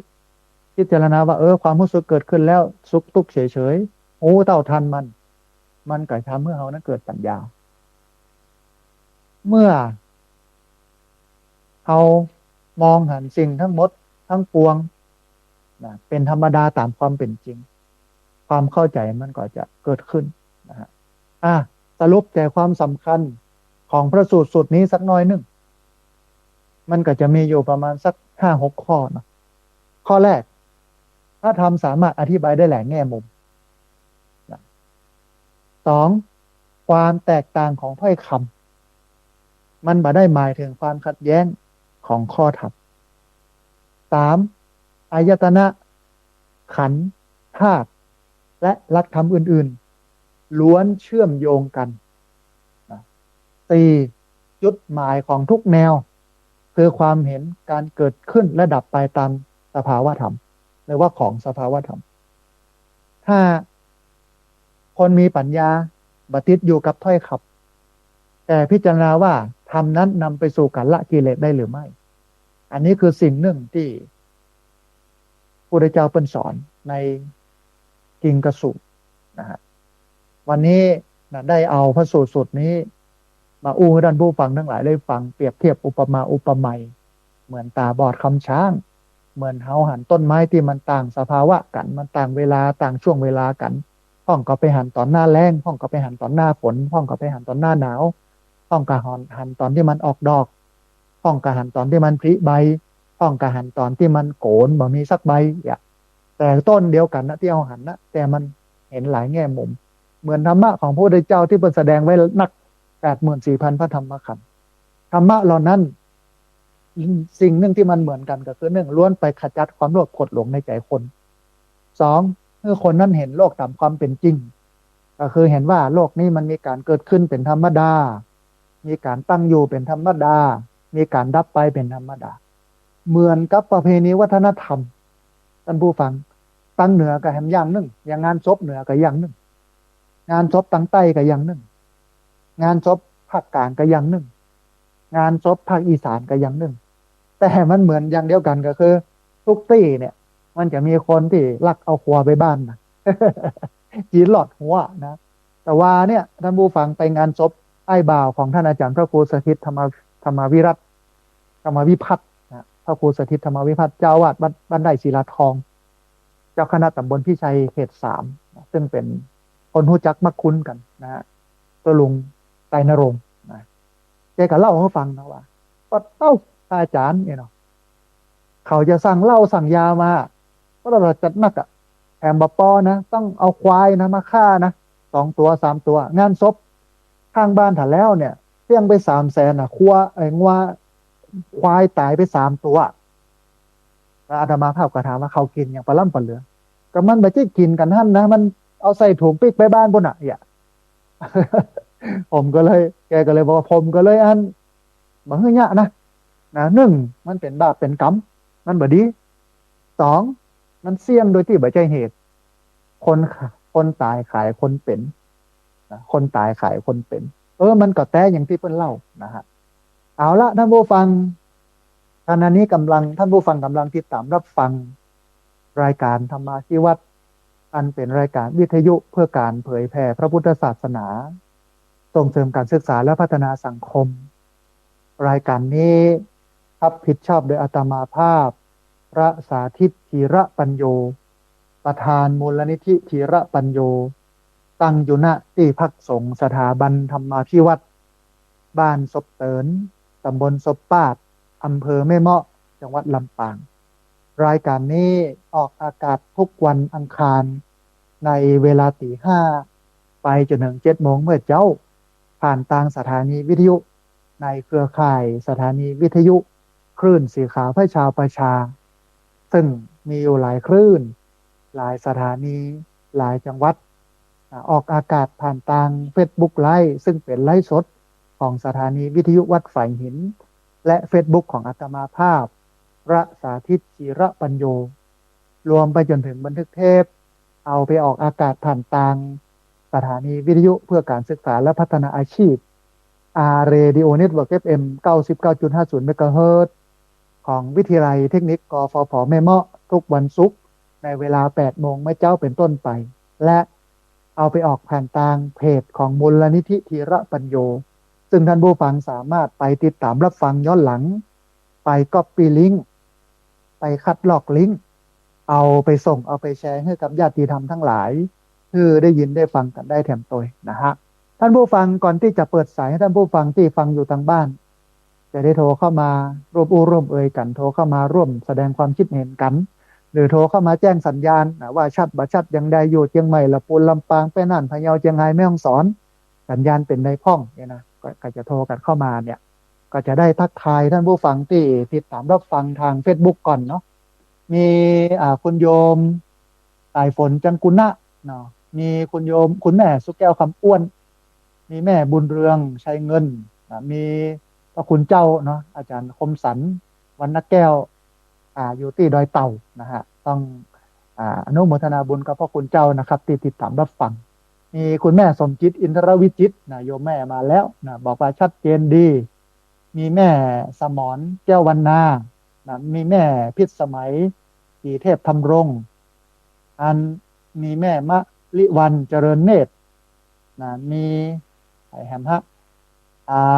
คนแม่สุแก้วแม่สุแก้วคำอ้วนแล้วก็แม่คำสุขโยธินนะฮะมีคุณโยมชุติการรอดพยัญนะมีตุลุงแปงตุลุงสุชาติแปงศรีนะฮะที่ศพปราบนะอนุโมทนาบุญกับตุลุงสุชาติแปงศรีนะครับที่ติดตามรับฟังเนาะมีคุณแม่สลินทิพย์บุญเลิศนะมีแม่อาจรพึ่งไตรรัตน์นะฮะถ่ายแถมฮะมีแม่ฟองจันทร์แก้วมูลมีคุณโยมอนงเพียรศิลป์นะมีคุณโยมนะศาลาจื่นใจจุ่มนะทหารเกษียณอายุราชการสมัยตะก้อนนะเปิ้นทำงานนะโอ้ทำงานดีมากเลยนะฮะช่วยบ้านช่วยเมืองให้สุขสงบร่มเย็นต้องอนุโมทนาบุญกับท่านผู้พันเนาะที่เข้ามาติดตามรับฟังกันตัวแล้วก็มีแม่กิมลันดวงสว่างนะฮะแม่สีทอนเปรมจิตแม่มันนาอัมพันธ์นะแม่อัมพรกันเท่ามีนะฮะมีท่านอาจารย์วิโรธวิชัยอาจารย์ดรวิโรธวิชัยจากเชียงใหม่อนุโมทนาบุญกับท่านอาจารย์ดรวิโรธนะที่เข้ามาติดตามรับฟังแล้วก็มีพระคุณเจ้านะฮะวัดหัวฝายหน้าราชภัฏลำปางนะเข้ามาติดตามรับฟังตัวแล้วก็ท่านผู้ฟังที่ฟังอยู่ทางบ้านเนาะเตรียมเนาะ เตรียมมันโทรเข้ามานะฮะตอนนี้ได้เวลาเปิดสายให้ท่านผู้ฟังที่ฟังอยู่ทางบ้านจะได้โทรเข้ามาร่วมเอ่ยกันจะได้โทรเข้ามาร่วมแสดงความคิดความเห็นกันแต่ว่าต้องขออภัยญาติโยมที่มีรายชื่อเป็นภาษาอังกฤษนะฮะต้องอนุโมทนาบุญที่ติดตามรับชมรับฟังตัวท่านผู้ฟังตอนนี้ได้เวลาเปิดสายท่านผู้ฟังที่ฟังอยู่ทางบ้านจะโทรเข้ามาร่วมเอ่ยกันจะโทรเข้ามาร่วมแสดงความคิดความเห็นกันนะฮะเรียนเชิญเจริญพรโทรเข้ามาได้ที่เบอร์064 125 4122เบอร์064 125 4122เรียนเชิญเจริญพรได้โทรเข้ามาร่วมเอ่ยกันโทรเข้ามาร่วมแสดงความคิดความเห็นกันนะฮะกระจายกดนะท่านผู้ฟังเนอะเดี๋ยวบัตันกันนะฮะมีหลายท่านบอกว่าอีแม่กดหัวไม่มือป๊อปแป๊บนะว่าบัตันโหมดตันจุ่มเนี่ยนะบางคนนี่กดละไว้เป็นเกิงชั่วโมงวะนะโทรเข้ามาเนอะที่เบอร์064 125 41220641254122นะฮะเรียนเชิญเจริญพรได้โทรเข้ามาร่วมบุร่วมเอ่ยกันโทรเข้ามาร่วมแสดงความคิดความเห็นกันแต่เจ้าตอนที่จัดรายการอยู่เนี่ยมีโทรเข้ามาอยู่13 สายอะนะฮะตอนนี้ได้เวลาแล้วเนอะโทรเข้ามาที่เบอร์0641254122เบอร์0641254122นะฮะแต่ณที่รอสายจากบรรดาท่านผู้ฟังที่ฟังอยู่ทางบ้านจะได้โทรเข้ามาร่วมบุร่วมเอ่ยกันจะได้โทรเข้ามาร่วมแสดงความคิดความเห็นกันนะฮะก็ประชาสัมพันธ์ไว้ว่าช่วงนี้กำลังระดมทุนในการสร้างพระธาตุเจดีย์สุขเจริญเนอะท่านผู้ฟังท่านใดที่อยากจะร่วมทำบุญก็สามารถร่วมทำบุญได้ที่ธนาคารกรุงไทยชื่อบัญชีที่พักสงฆ์สถาบันธรรมาภิวัตรหมายเลขบัญชี5360755318เป็นธนาคารกรุงไทยชื่อบัญชีที่พักสงฆ์สถาบันธรรมาภิวัตรหมายเลขบัญชี5360755318พอดีมีสายเข้ามาสายหนึ่งครับสายนี้ก่อนเพื่อนจะว่าอย่างใดพ่องนะฮะเจริญพรเจริญพรสายรุดไปโยมโทรเข้ามาใหม่เนอะนะเดี๋ยวครับสายนี้ก่อนเนอะนะฮะเจริญพรสาธุแม่คำนวณแจ้ซ้อนเมืองปานลำปางเนาะสัญญาณเป็นได้พ่องแม่วันนี้ชัดเจนดีกอเป็นยังเป็นเมื่อวันยังมันหายไปครับเป็น4-5 นาทีมันอ่ะอ๋อคลื่นมันถ้าจะบอกค่อยดีโยมแม่คลื่นมันถ้าจะบอกค่อยดีแต่พอฟังได้อยู่เนาะแม่เนาะทุกรายการเลยนะอ๋อทุกรายการเลยกะอ๋อเดี๋ยวจะได้แจ้งท่านอาจารย์พระครูอภิวัฒนวิกรมเพื่อเปิ้นปรับเนาะนะฮะวันนี้เนื้อหาสาระธรรมะพอได้อยู่เนาะแม่เนาะเราฟังไปกับหูไปอ่าฟังกับได้บ่หูเป็นที่แล้วม่วนอกม่วนใจดีเนาะแม่เนาะนะ ก็ขวัญใจใครหูทุกอย่างอ่ะ ก็เฮียนไปกำน้อยโยมแม่เฮียนไปกำสูตรเนาะเอออยู่อย่างเงี้ยมันม่วนนะเอาธรรมะเป็นที่ตั้งที่เปิ่งที่อิงนะมีธรรมะเป็นเพื่อนเป็นมิตรคู่เรือนเพื่อนคู่ใจเนาะนะฮะเอาอนุโมทนาบุญกับแม่คำนวณแจ้ซ้อนเมืองปานลำปางเนอะสาธุเจริญพรอนุโมทนาบุญกับอันโยมแม่คำนวณนะฮะเรียนเชิญเจริญพรเนอะพี่น้องเนอะที่เบอร์0641254122พอดีมีสายเข้ามาสายหนึ่งครับสายนี้ก่อนเปิ้ลอย่าว่าอย่างใดพ่องนะฮะเจริญพรสาธุแม่เพนเจริญพรสัญญาณเป็นได้พ่องวันนี้ชัดเจนดีเจ้าชัดเจนดีเนอะโอ้สาธุอนุโมทนาบุญกับอันแม่เพนที่เป็นสะพานบุญตาพี่น้องมาให้มาหอมเจดีเนาะแม่เนาะเอาสาธุได้อย่างใดก็สาธุนะแม่เพนคนสู้ชีวิตนะโทรเข้ามาให้กำลังใจกันแล้วก็แจ้งมาเมินแล้วว่าโอ้โยมแม่จะระดมบุญระดมทุนไปร่วมกันสร้างพระธาตุเจดีย์อนุโมทนาบุญตัวยนะฮะท่านผู้ฟังนะมีญาติโยมเนาะเข้ามาหลายคนมีแม่จิรพันธ์โมป้อนะฮะอนุโมทนาบุญเนาะแม่เนาะมีพี่หนานนะสุชาติพี่หนานสุชาตินะฮะอ่านฟังอยู่ที่พุทธแม่ห้องสอนพุทธนะเข้ามาติดตามรับฟังตัวอนุโมทนาบุญกับพี่หนานสุชาตินะฮะพอดีมีสายเข้ามาสายหนึ่งครับสายนี้ก่อนเปิ้ลอย่าว่าอย่างใดพ่องนะฮะเจริญพรโอ้สาธุยมแม่จากอำเภอวังเหนือจังหวัดลำปางเนาะแม่เนาะสัญญาณเป็นในพ่องแม่ชัดเจนดีกอชัดเจนดีเนาะอนุโมทนาบุญกับยมแม่ที่ติดตามรับฟังแล้วก็โทรเข้ามาให้กำลังใจกันเนาะได้กำลังใจจัดหนักโยมแม่อนุโมทนาบุญสาธุนะโยมแม่จากอำเภอวังเหนือจังหวัดลำปางโทรเข้ามาให้กำลังใจกันได้ยินเสียงอีแม่แล้วชื่นใจนะฮะท่านผู้ฟัง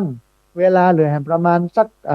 10 กว่านาทีนะ20 กว่านาทีเนาะ18 นาทีนะฮะโทรเข้ามาได้เนาะที่เบอร์0641254122 เบอร์0641254122 28 นาทีนะฮะได้แหมจัดหลายสายนะอันในวันนี้อู้ถึงเรื่องของพระสูตรที่พระพุทธเจ้าแสดงไว้ในพระไตรปิฎกนะกิงสุกระสูตรนะฮะก็คงจะเข้าใจกันพอสมควรพอดีมีสายเข้ามาแหมสายหนึ่งครับสายนี้ก่อนเพื่อนอย่าว่าอย่างใดพ้องนะฮะเจริญพรรับรับไว้สาเจ้าอ่าสาธุแม่สุบ้านร้องเนาะ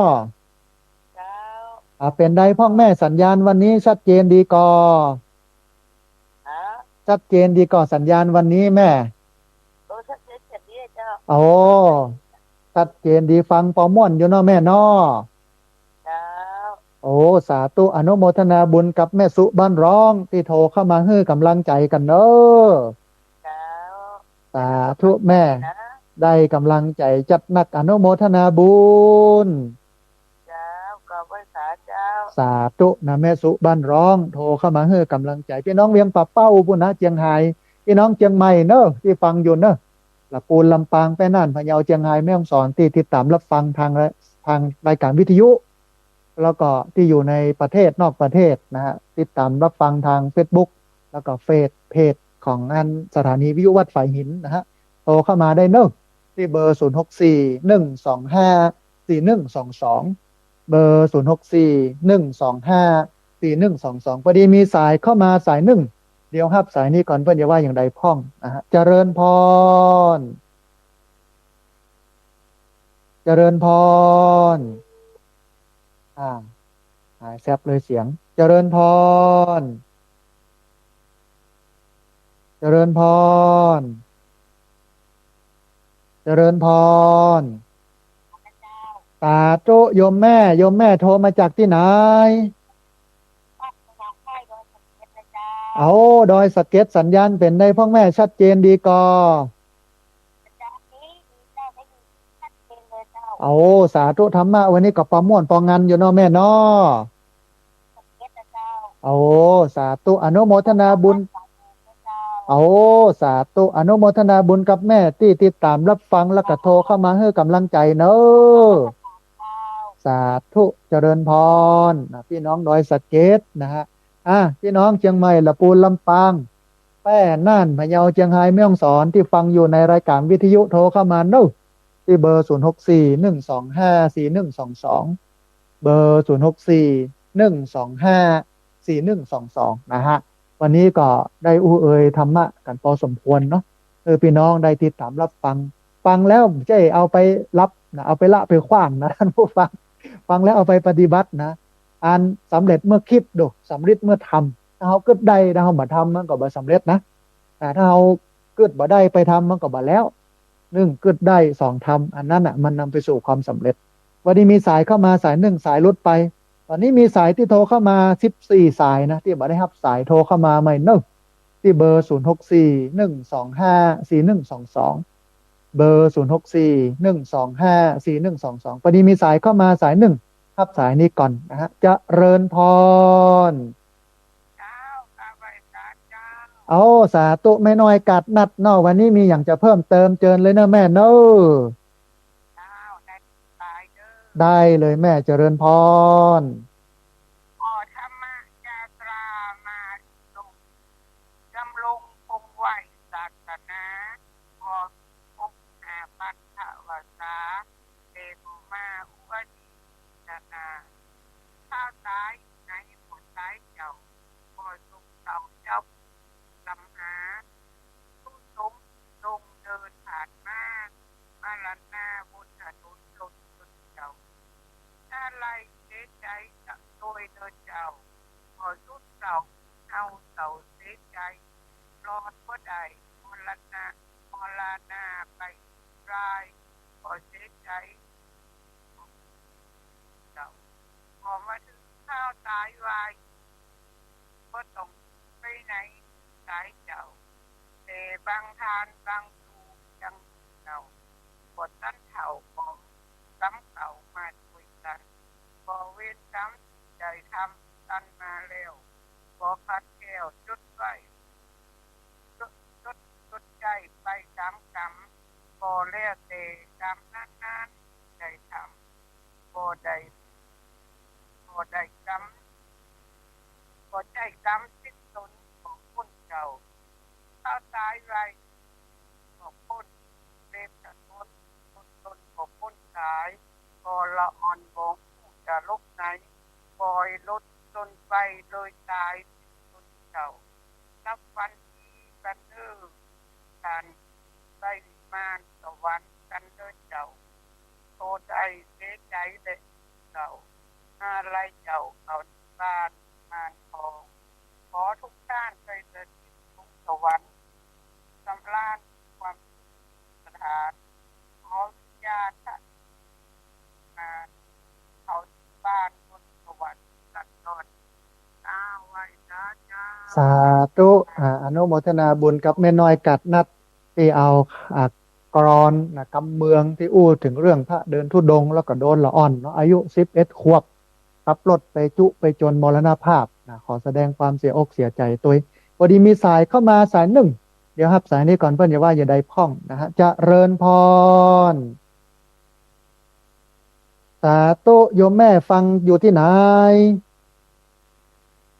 เชียงใหม่นออำเภออะไรอย่างโยมแม่เอาสัญญาณเป็นใดพ่อแม่ชัดเจนดีกอเอาสาธุอนุโมทนาบุญกับโยมแม่ที่ติดตามรับฟังแล้วก็โทรเข้ามาให้กำลังใจกันเนอะได้กำลังใจจัดหนักโยมแม่อนุโมทนาบุญสาธุเจริญพรอย่างเดียวกันเนอะแม่เนอะอนุโมทนา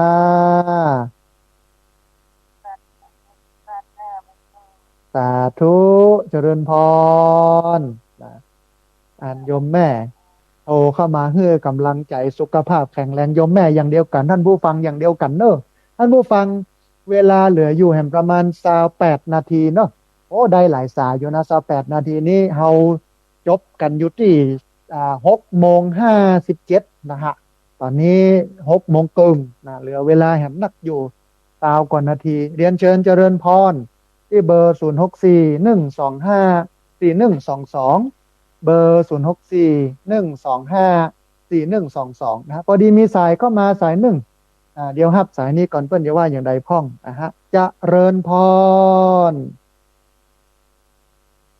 จะสาธุโยมแม่ฟังอยู่ที่ไหน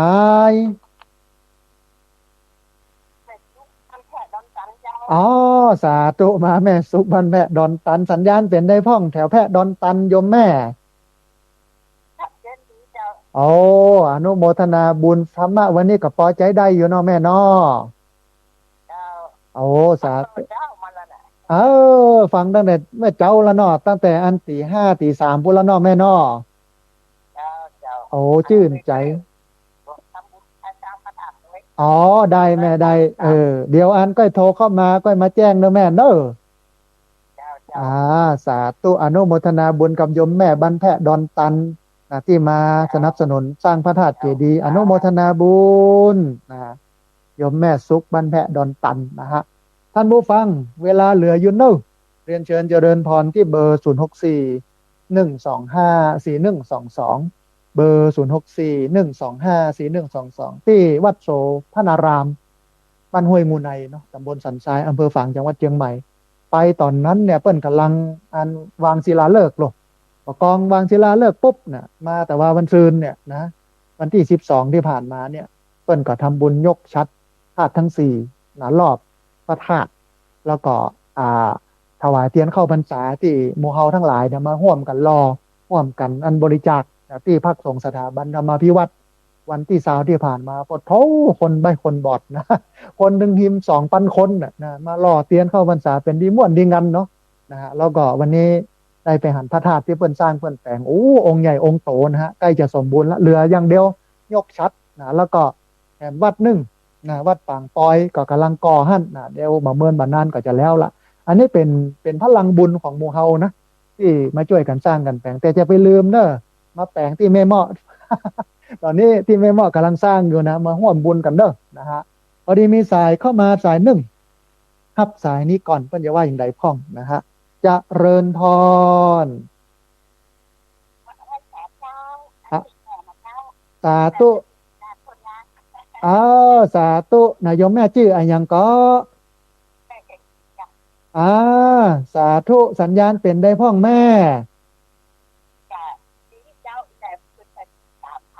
โอ้ตื่นตั้งแต่ตีสามลุกขึ้นมาเปิดวิทยุฟัง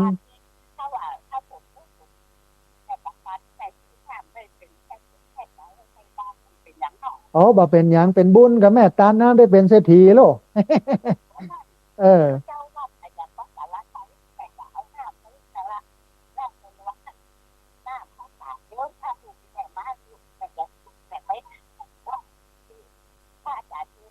ได้ไม่ได้มาจะมาอย่างใดก็โทรมาบอกกันก่อนเนอะเพื่อบ่ได้อยู่นะ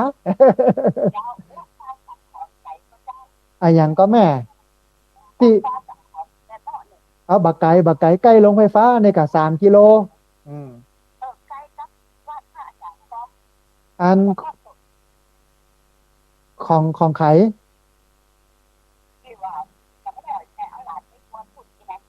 อ๋ออันวัดตุ่มกล้วยก่ะ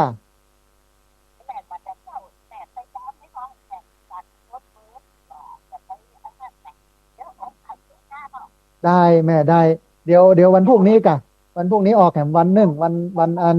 วันพุธออกตี 3ถึงตี 5เนอะแม่เนอะอ่าวันพุธบ่ออกแม่มันจะมีวันอังคารวันพุธแล้วก็วันเสาร์วันอาทิตย์แม่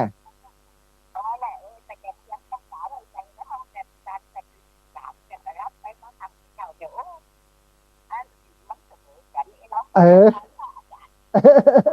ได้แม่ได้เดี๋ยววันพวกรอฟังแหมกำเนาะแม่เนาะได้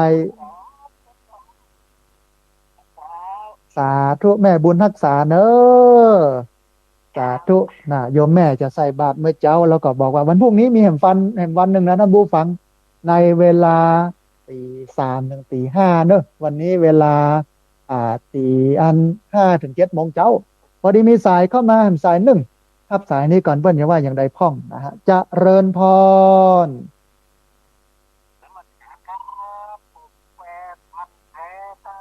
เอาสาธุโยมจากอำเภอแม่ริมจังหวัดเชียงใหม่เนาะสัญญาณเป็นได้พ่องคุณโยม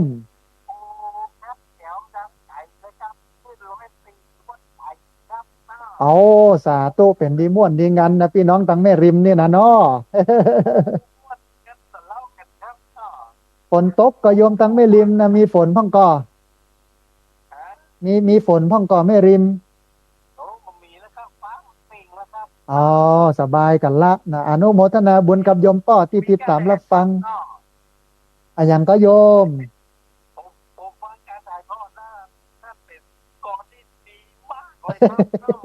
อันบอกกองลงรถไปเปิ้นยื่นไม้ฮื้อเลยอ่ะเอออนุโมทนาบุญกับโยมที่ติดตามรับฟังบัลละบ่ลืมเป็นกำลังใจกันมาตลอดเนอะเอาบัดเดี๋ยวนี้ใหญ่ขึ้นนักขึ้นแหมละแล้วก็ออกหน่อจัดใหญ่จัดนักนะโยมเออเอาไว้ใจประโยชน์ของมันนะโยมเนาะนะเอออนุโมทนาบุญกับโยมเนอะได้กำลังใจจัดนักอนุโมทนาบุญคุณโยมจากกันแม่ริมเชียงใหม่นะแม่กนกพิษชัยนาอ่านมาแล้วศรัทธาวัดโสภณารามห้วยงูในตำบลสันทรายอำเภอฝางเชียงใหม่นะอันไปร่วมบุญกับแม่กนกพิษนะเป็นดีม่วนดีงานยังมีแหมรอบหนึ่งนะยกชัดอาตมาก็จะไปแหมรอบหนึ่งนะเอาโครงการไปเลี้ยงแถมนะฮะเดี๋ยวเปิ้นแจ้งมาวันไหนว่าจะยกชัดแล้วชัดพาดเจดีย์นะก็จะระดมทุนนะญาติโยมแล้วก็เอากับข้าวกับป่าไปเลี้ยงวันนั้นก็เป็นดีม่วนดีงานนะพี่น้อง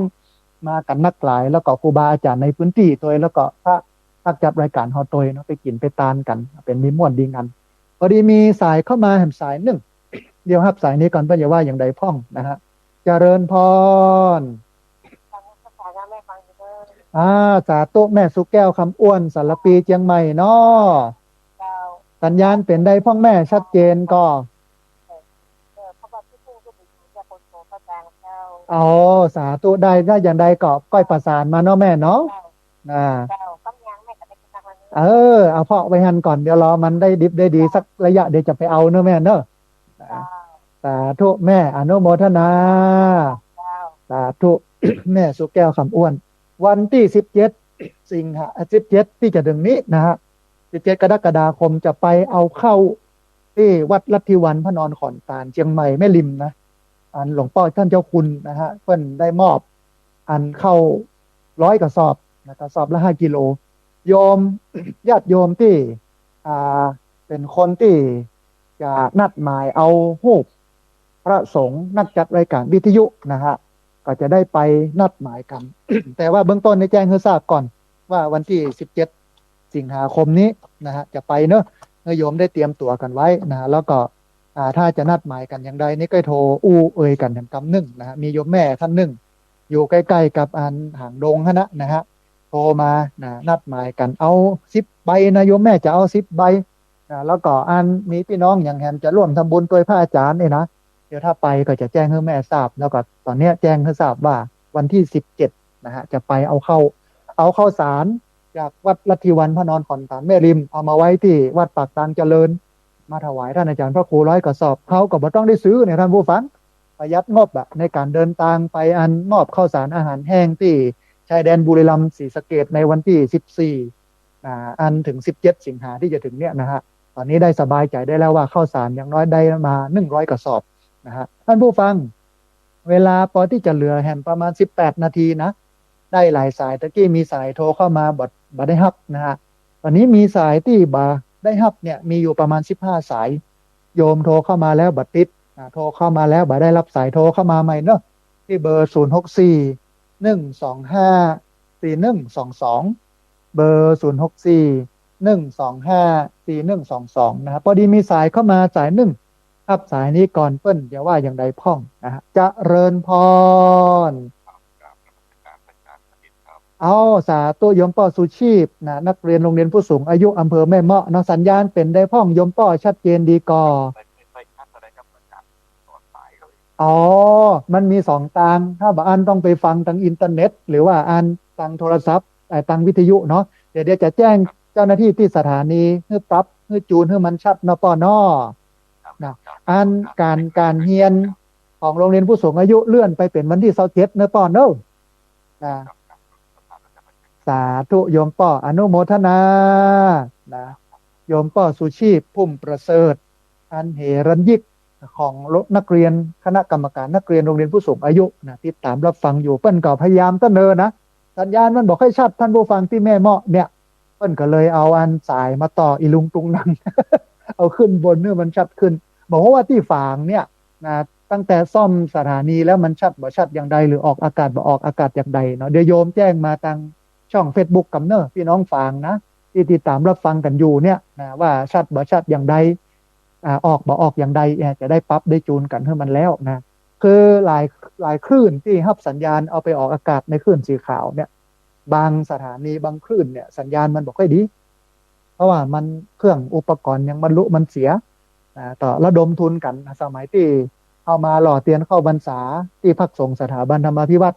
อาตมาภาพก็ร่วมอุปถัมภ์สถานีวิทยุ7 สถานีนะฮะโอนไปคือสถานีละ10,000คือเจ้าหน้าที่สถานีก็ดีหรือทีมของท่านอาจารย์พระครูอภิวัฒนวิกรมผู้อำนวยการสถานีวิทยุขึ้นสีขาวเปิ้นก็ไปปราบไปปรุงกันนะฮะ ที่ฝางนี่ที่วัดอัน ของหลวงพ่อวัดน้ำบ่อสาวาเนาะหลวงพ่อเจ้าคณะอำเภอฝางอาจารย์พระครูสุจิตานุรัตน์หลวงพ่อด็อกเตอร์เขาเนี่ยก็กำลังปรับปรุงกันอยู่ถ้ามันบดีบดังอดกันน้อยนึงก็คิดว่าน่าจะติดหน้านะน่าจะดีแล้วนะฮะหรือว่าตอนนี้ดีแล้วบ่ฮู้นะท่านใดที่ฟังอยู่เนาะโทรเข้ามาได้นะฮะมาบอกมาแจ้งกำหนึ่งที่เบอร์064 125 4122ท่านผู้ฟังเวลาพอที่จะมีเหลืออยู่เนอะ โทรเข้ามาได้เลยนะฮะที่เบอร์064 125 4122เบอร์064 125 4122ช่วงนี้เป็นช่วงระดมทุนในการสร้างพระธาตุเจดีย์ซึ่งเป็นสิ่งที่พระพุทธเจ้าได้ฝากไว้ก่อนที่จะปรินิพพานพระพุทธเจ้าได้ตรัสไว้ว่าถ้าเฮาปรินิพพานไปแล้วแปลงพระธาตุไว้4 มุมเมืองหรือว่า4 ทาง 4 แพร่งทาง 3 แพร่ง 4 แพร่ง อันคนที่จะสร้างพระธาตุหรือว่าสร้างสถูปแล้วเอากระดูกเอาพระธาตุไปไว้ในหั่นก็มีหนึ่งพระสัมมาสัมพุทธเจ้าสองพระปัจเจกพุทธเจ้าสามพระสาวกแล้วก็สี่พระเจ้าจักรพรรดินะเพราะฉะนั้นเนี่ยอาตมาภาพก็อย่างที่บอกว่าอยากให้เฮือที่พักสงฆ์สถาบันธรรมาภิวัตน์มันไปตั้งหน้าบ่เฮือมันลุมันแหล้วถ้าบ่มีไผอยู่หรือตายย้ายซึกไปอ่ะถ้ามันยังมีพระธาตุตั้งอยู่หั่นตันงานเนี่ยโอ้อาตมาเชื่อว่าคนก็คงจะเข้ามาดูแลปัดกวาดเจ็ดถูจัดกิจกรรมส่งน้ำพระธาตุปฏิบัติธรรมเดินจงกรมนั่งสมาธิทำบุญกับพระธาตุเนี่ยนะฮะก็อุตัดนี้เนี่ยก็เจริญพรเจริญเนอะท่านผู้ฟังท่านใดที่อยากจะร่วมทำบุญสร้างพระธาตุสุขเจริญนะซึ่งเป็นพระธาตุเจดีย์ที่ประดิษฐานณที่พักสงฆ์สถาบันธรรมาภิวัตน์บ้านศพเตินตำบลศพปาดอำเภอแม่เมาะจังหวัดลำปางก็เรียนเชิญเจริญพรได้ที่ธนาคารกรุงไทยชื่อบัญชีที่พักสงฆ์สถาบันธรรมาภิวัตน์หมายเลขบัญชี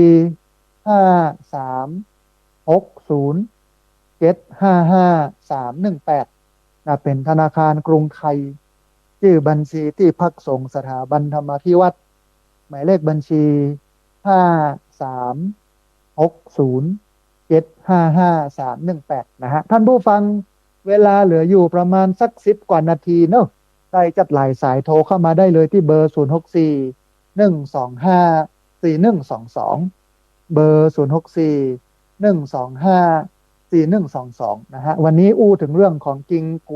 งสุโกปมะสูตรอู้เรื่องของต้นไม้ต้นหนึ่งที่คนมองกันหลากหลายมองแตกต่างกันในมุมมอง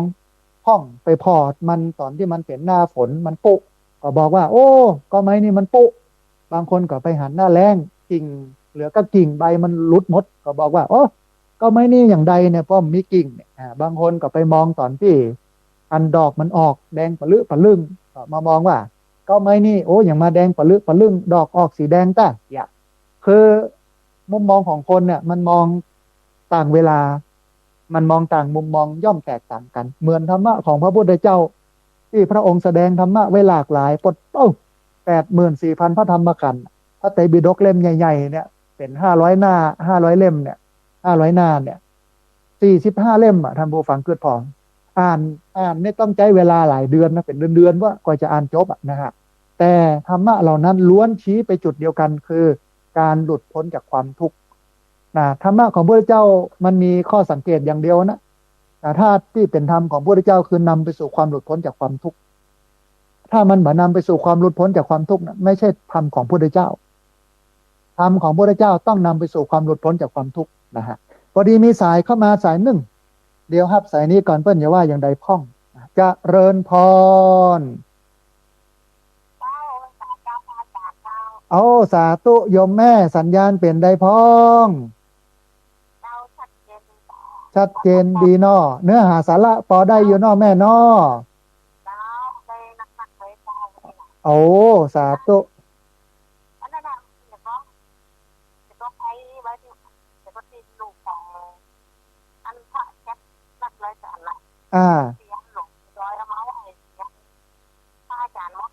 อันตอนนี้หมดแล้วโยม เดี๋ยวแต่ว่าเดี๋ยวจะลองประสานรันหลวงปู่ดอยดูหมกำนึ่งโยมแค่ได้นอ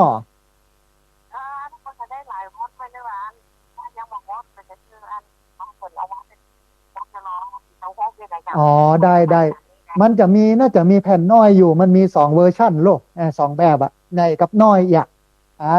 แผ่นน้อยเนี่ยน่าจะเหลืออยู่เดี๋ยวถ้าจะได้พระอาจารย์จะลองประสานหลวงปู่พ่อนอแผ่น20 บาทแผ่น25 บาทนั่นนะโยมนั่นละถ้าจะได้ถ้านี่ก็ที่มอจะรอก็คือผลกำเนิดผลได้กำเนิดได้แต่บานมั่นใจว่าจะเหลืออยู่ก่อนแต่ว่าเดี๋ยวจะลองประสานพอถ้ามันมีปุ๊บเนี่ยจะเอาไปปรับเลยให้พี่น้องปู่จากันเนาะนะเอาอนุโมทนาบุญกับโยมแม่ที่ติดตามรับฟังแล้วก็โทรเข้ามาให้กำลังใจกันเนาะ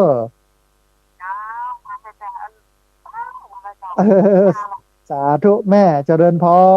รนะโยมแม่อันเปิ้นใครได้โหพระนักจัดรายการพอดีหลวงปู่พระครูปฏิพันธ์ธรรมทินวัดพระธาตุม่อนจอมพ่ออำเภอเวียงป่าเป้าจังหวัดเชียงรายเปิ้นยะไว้แต่ว่าอันใหญ่เนี่ยมันหมดแล้วเอามาที่แม่เมาะนี่อย่านักเรียนโรงเรียนผู้สูงอายุเปิ้นลูกกันปูจาโด20 บาท25 บาทเนี่ย เอาสตังค์จอมตู้บริจาคแล้วก็เหลือทั้งหมดอาตมาเก็บไว้นี่15 อันพอดีจะเอาไปให้พี่น้องเชียงใหม่วันที่17นี่เนอะพี่น้องที่อันจองรูปของพระนักจัดรายการไว้นี่นะวันที่17เดือนกรกฎาคมเนี่ยบักกี่วันเนี่ยนะฮะก็จะเอาไปนะเพราะว่าจากตอนเจ้าจะไปเอาข้าวสารที่วัดลัทธิวันพระนอนขอนสารแม่ริม100 กระสอบละ5 กิโลเอาไปไว้ที่วัดปากตังเจริญถวายท่านอาจารย์พระครูอภิวัฒนวิกรมหลังจากนั้นท่านอาจารย์พระครูก็จะนัดรถตู้เอาไปกันละกี่อันเอกเสร็จแล้วเขาก็จะไปสุรินทร์บุรีรัมย์ศรีสะเกษตอนนี้กำลังให้ลูกศิษย์ลูกหาประสานนะครับที่พักให้ญาติโยมแล้วก็ได้อู้กันวันก่อนกับอันลูกศิษย์ของหลวงตาเยือนวัดเขาศาลาที่เขาจะไปปานกันในวันที่15เนี่ยนะคืออาตมาภาพค่อนข้างที่จะคล่องตัวทั้งพุทธเพราะว่าไปบวชสามเณรภาคฤดูร้อนนะตั้งแต่ปี2547นะเป็นวิทยากรอยู่ท่านแล้วก็เปิ้นมีรถกันหนึ่งหรอออกโดยพระบิณฑบาตเขาก็ประกาศอโลพี่น้องเชิญชวนมาใส่บาตรใส่บ่วงเนออยากอยู่ทางหลังท่านไปทุกซอกทุกมุมทะลุปุโป่งมีลูกศิษย์ลูกหาคนที่รู้จักกันนักพอสมควรท่านอาจารย์พระครูอภิวัฒนวิกรมก็เลยบอกว่าได้ย่านสาธิตดูแลเรื่องมูลนี้ไปเนอนะแล้วก็วัดเขาศาลาหลวงปู่เยือนเนาะเจ้าคณะจังหวัดสุรินทร์ฝ่ายธรรมยุทธเนี่ยอาตมาภาพไปบ่อยปีละเตือ2เตือนะก็ขึ้นไปกราบเปิ่นอูเอยกันค่อนข้างที่จะรู้จักมักคุ้นกันพอสมควรนะฮะท่านผู้ฟังเหลือบแลดูเวลาเหลือ8 นาทีได้จัดหลายสายเนอะท่านใดที่บ่ได้โทรเข้ามาร่วมบูร่วมเอยกันโทรเข้ามาร่วมแสดงความคิดความเห็นกันนะฮะโทรเข้ามาได้ที่เบอร์064 125 4122เบอร์064 125 4122แล้วก็ญาติโยมพี่น้องที่โทรเข้ามาแล้วบัดติดโทรเข้ามาแล้วบัดได้รับสายยังบัดแล้วใจเตื้อโทรมาใหม่เนอะที่เบอร์นี้นะฮะเบอร์064 125 4122วันนี้ได้อู้ถึงเรื่องกิงสุโกปมะสูตรนะหรือว่ากิงสุกสูตรอู้ถึงเรื่องต้นไม้ที่มุมมองหลากหลายเหมือนตาบอดคำช้างแต่เป้าหมายก็คือเดียวกันคือการหลุดพ้นจากทุกข์นะฮะถึงแม้ว่าธรรมะมันจะแตกต่างกันทีนี้มีสายเข้ามาสายหนึ่งครับสายนี้ก่อนเปิ้ลจะว่าอย่างไรพ่องนะฮะเจริญพรสาธุเอาแม่มาลัยบ้านป่าไข่ไต้เนาะสันเอาสาธุสัญญาณเป็นได้พ่องแม่ชัดเจนดีก่อเอาอนุโมทนาบุญกับแม่มาลัยติดตามรับฟังแล้วก็โทรเข้ามาให้กำลังใจกันตลอดนะแม่เนอะสาธุโยมแม่อนุโมทนาบุญสาธุโยมแม่มาลัยบ้านป่าไข่ไต้โทรเข้ามาเพื่อกำลังใจกันอ้าวกราบถวายความเคารพท่านอาจารย์พระโคโสภิตโพธานุรักษ์นะบ้านปินตำบลบ้านปินอำเภอรองจังหวัดแพร่นะครับที่เข้ามาติดตามรับฟังตัวนะครับขอกราบถวายความเคารพพระอาจารย์ด้วยความเคารพอย่างสูงนะฮะท่านผู้ฟังตอนนี้เนี่ยหลายที่หลายตางเพิ่งก่อสร้างธาตุเนาะสร้างเจดีย์ซึ่งมันเป็นสิ่งที่พระเจ้าได้ตรัสไว้พระพุทธรูปนี่ยังบัดเต้าใดนะไม่มีในพระไตรปิฎกพระพุทธเจ้าเพิ่นยังบอกบ่ได้ให้สร้างพระพุทธรูปแต่สิ่งหนึ่งที่เพิ่นบอกไว้เลยก่อนจะปรินิพพานนะว่าถ้าเราปรินิพพานไปแล้วให้สร้างสถูปสร้างเจดีย์ไว้แล้วให้คนมาสักการะบูชาโดยเฉพาะการปฏิบัติบูชาการบูชาอย่างที่บอกมันมี2อย่างอามิสบูชาด้วยสิ่งของดอกไม้ถูกเทียนนะเข้าป่าอาหารอันนี้คืออามิสบูชาแอมการบูชาหนึ่งคือปฏิบัติบูชาคือเอาธรรมะของพระพุทธเจ้าเนี่ยท่านผู้ฟังไปปฏิบัตินี่คือปฏิบัติบูชาในการบูชา2อย่างนี้พระพุทธเจ้าเปิ้นสรรเสริญเปิ้นชื่นชมการปฏิบัติบูชาแต่ก็ไม่ได้หมายความว่าอามิสบูชาการให้สิ่งของดอกไม้ถูกเทียนข้าวน้ำจำปาปัจจบปัจจตุปัจจัยเนี่ยมันบ่สำคัญแต่มันสำคัญน้อยกว่าการเอาธรรมะไปปฏิบัติการเอาธรรมะไปปฏิบัติเนี่ยมันเป็นการเข้าถึงเนื้อแท้ตัวแท้ของพุทธศาสนาลูกเหมือนอย่างที่อาตมาภาพบอกสำเร็จเมื่อคิดสำเร็จเมื่อทำมันจะสำเร็จได้มันก็ต้องคิดก่อนเมื่อคิดแล้วเอาไปทำแต่ถ้าคิดแล้วบัญญัติสักเตื้อเนี่ย คิดแล้วไปนอนเนี่ยคิดแล้วบัญญัติมันยังเนี่ยมันจะไปได้สำเร็จจะได้เนาะถ้าจะสำเร็จได้ก็ต่อเมื่อคิดและทำอันนี้คือสิ่งหนึ่งที่มันเป็นหัวใจโอ้อนุโมทนาบุญกับแม่สีจันทร์กันทปันเนาะ ที่เข้ามาติดตามรับฟังเรื่อยๆในช่วงท้ายของรายการเวลาเหลืออยู่ประมาณสัก7 นาทีนะหรือ6 นาทีท่านผู้ฟัง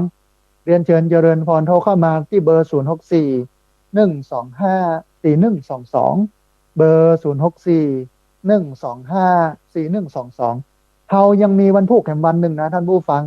เวลาตี 3ถึงตี 5เนอะวันพรุ่งนี้ปะกันนะตี 3ถึงตี 5และวันเสาร์วันอาทิตย์8 โมงถึง9 โมงวันอังคารในเวลาตี 5ถึง7 โมงเช้านะฮะอันเนี้ยเป็นช่วงที่เราจะได้ปะกันติดหนึ่งเขาปะกัน4 วัน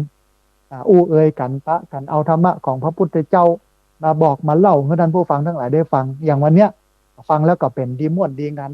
กับธรรมะที่พระเจ้าเพิ่นแสดงนะฮะเอาก็พอแล้วโอ้พระเจ้านี่ไม่ใช่ธรรมดาเนาะเพิ่นหูนะเวลาเทศเปิ้นเทศให้กับเจ้านาเจ้าให้เนี่ยเปิ้นก็ยกเรื่องให้เรื่องนานะมาอู้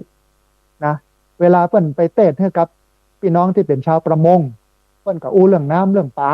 เรื่องการประมงไปอู้เรื่อ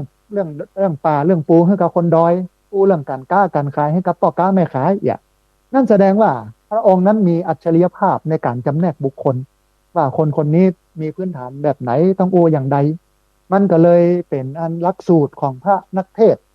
เวลาเปิ้นจะเทศน์เนี่ยเปิ้นต้องวิเคราะห์คนฟังหรอกว่าคนฟังมีพื้นฐานอย่างใดงานศพคนจะเทศน์อย่างใดนักเรียนจะอบรมอย่างใดนะฮะในช่วงนี้งานอบรมนะมีนักมีหลายนะท่านผู้ฟังนะมีนักมีหลายแล้ววันนี้ หลังจากที่จบรายการแล้ว อาจจะมีเวลาให้ญาติโยมโทรเข้ามาเพราะว่าวันนี้จะนั่งอ่านต้นฉบับหนังสือที่จะพิมพ์นะฮะอาตมาภาพพิมพ์หนังสือ500 เล่มเนาะเป็นการทอดบทความไม่ใช่ทอดบทความทอดการบรรยายที่มหาวิทยาลัยเชียงใหม่นะอันเป็นโครงการปฏิบัติธรรมของมหาวิทยาลัยเชียงใหม่ตอนนี้มันครบรอบ20 ปีแล้วหรอครบรอบ20 ปี2 ทศวรรษโครงการปฏิบัติธรรมของมหาวิทยาลัยเชียงใหม่ตอนนั้นอาตมาภาพบรรยายอาตมาภาพก็ฟังมันเข้าท่าก็เลยอู้กับลูกศิษย์ลูกหาของมหาวิทยาลัยเชียงใหม่เอามาทำเป็นหนังสือเปิ้นก็ให้ก็หอมมานะฮะก็อยู่ที่ประมาณ50,000 บาทก็พิมพ์5,500 เล่มละ100 บาทนะฮะเป็นสีนะฮะตอนนี้ทางร้านทางโรงพิมพ์เปิ้นส่งต้นฉบับมาเพื่อเอาพิสูจน์อักษรพิสูจน์วรรคพิสูจน์อักขระพยัญชนะวันนี้ก็จะนั่งอ่านเสร็จแล้วก็จะส่งไปให้ลงพิมพ์แล้วก็จะพิมพ์ให้มันตันเพราะว่าปีนี้เนี่ยมหาวิทยาลัยเชียงใหม่ปฏิบัติธรรมในวันที่11ถึงวันที่14สิงหาคมท่านใดที่อยากจะเข้าร่วมปฏิบัติธรรมของมหาวิทยาลัยเชียงใหม่วันที่11ถึง14สิงหาคมเนี่ยประสานไปที่คณะกรรมการส่งเสริมคณะกรรมการส่งเสริมศิลปะวัฒนธรรมล้านนาร่วมสมัยของมหาวิทยาลัยเชียงใหม่นะฮะเปิ้นจะจัดเปิ้นก็เอาคนนอกพี่น้องที่สนใจมาร่วมปฏิบัติโดยคนในแต่ว่ามันมีค่าใช้จ่ายเนอะของมหาวิทยาลัยเชียงใหม่นี่นะมีค่าใช้จ่ายก็ปอนักพอหลายนะเพราะฉะนั้นท่านใดที่สนใจนะจะไปปฏิบัติธรรมด้วยกันนะไปปฏิบัติธรรมครั้งนี้พิเศษนะมีหนังสือด้วย หนังสือจะให้ปูจานะท่านผู้ฟังเอาปัจจัยที่ญาติโยมปูจาหนังสือนั้นอาตมาภาพก็จะเอามาแจกทุนการศึกษาละอ่อนเอามาซื้อวีลแชร์ให้กับคนพิการเอามาซื้อแพมเพิร์สให้กับคนอันติดเตียงแล้วก็เอาไปบำรุงสถานีวิทยุต่างๆในนามของมูลนิธิธีระปัญโยเพราะว่าทำหนังสือฉบับนี้มาเนี่ยเล่มนี้มาเนี่ยทำในนามของมูลนิธิธีระปัญโยอันนี้ก็เป็นแหมข่าวบุญหนึ่งที่ปูให้ท่านผู้ฟังทั้งหลายได้ฟังใครได้หนังสือนะเดี๋ยวถ้าหลังจากที่พิมพ์แล้วเนี่ยส่งอันที่อยู่มาแล้วก็โอนปัจจัยเข้ามูลนิธิอาตมาภาพก็จะส่งหนังสือไปที่บ้านญาติโยมก็เอาไว้เป็นที่ระลึกเอาไว้อ่านเพื่อนน้องว่าช้าอดหมดนะจ๊ะนี่เนาะมันมี500 เล่มต่ออันตอนนี้ก็มีคนจองกันนักกันหลายละเราคิดว่าในวันที่11ถึง14สิงหาเนี่ยมหาวิทยาลัยเชียงใหม่ก็คงปูจากันไปนักแล้วนะฮะก็ถ้าเหลือจากท่านมาเนี่ยก็เอามาอู้เพื่อญาติโยมได้ปูจากันแล้วกันพอดีมีสายเข้ามานะฮะเวลาหมดพอดีท่านผู้ฟังก็งดรับสาย ที่โทรเข้ามาก่อนต้องขออภัยนะวันนี้รายการธรรมาภิวัตน์ได้หมดเวลาลงแล้วนะเราจะปะกันแห่ใหม่เนื่องในวันพุธแล้วก็วันเสาร์วันอาทิตย์และวันอังคารวันนี้อาตมาภาพพระสาธิตธีระปัญโยขอกราบถวายความเคารพครูบาอาจารย์พระเถรานุเถระที่เคารพอย่างสูงทุกรูปอนุโมทนาบุญกับเจ้าของคลื่นเจ้าของสถานีที่รับสัญญาณเอาไปออกอากาศส่งกระจายเสียงญาติโยมได้ติดตามรับฟัง อนุโมทนาบุญกับญาติโยมที่โทรเข้ามาแล้วก็ญาติโยมที่ติดตามรับฟังขอสุมาภัยกับโยมที่โทรเข้ามาแล้วบัดนี้โทรเข้ามาแล้วบัดได้รับสายวันอ่าอังคารวันพุธวันเสาร์วันอาทิตย์ไปโทรกันเข้ามาใหม่วันนี้สัพพะพุทธานุภาเวนะด้วยเดชเดชะอานุภาพของพระพุทธเจ้าสัพพะธรรมานุภาเวนะด้วยเดชเดชะอานุภาพของพระธรรมเจ้าสัพพะสังฆานุภาเวนะด้วยเดชเดชะอานุภาพของพระสังฆเจ้าศรัทธาสุทธีพระวันตุเตขอความสุขความเจริญในธรรมจงบังเกิดมีแด่บรรดาศรัทธาสาธุชนทุกคนทุกท่านตลอดการเป็นนิจเทินจะเริญพร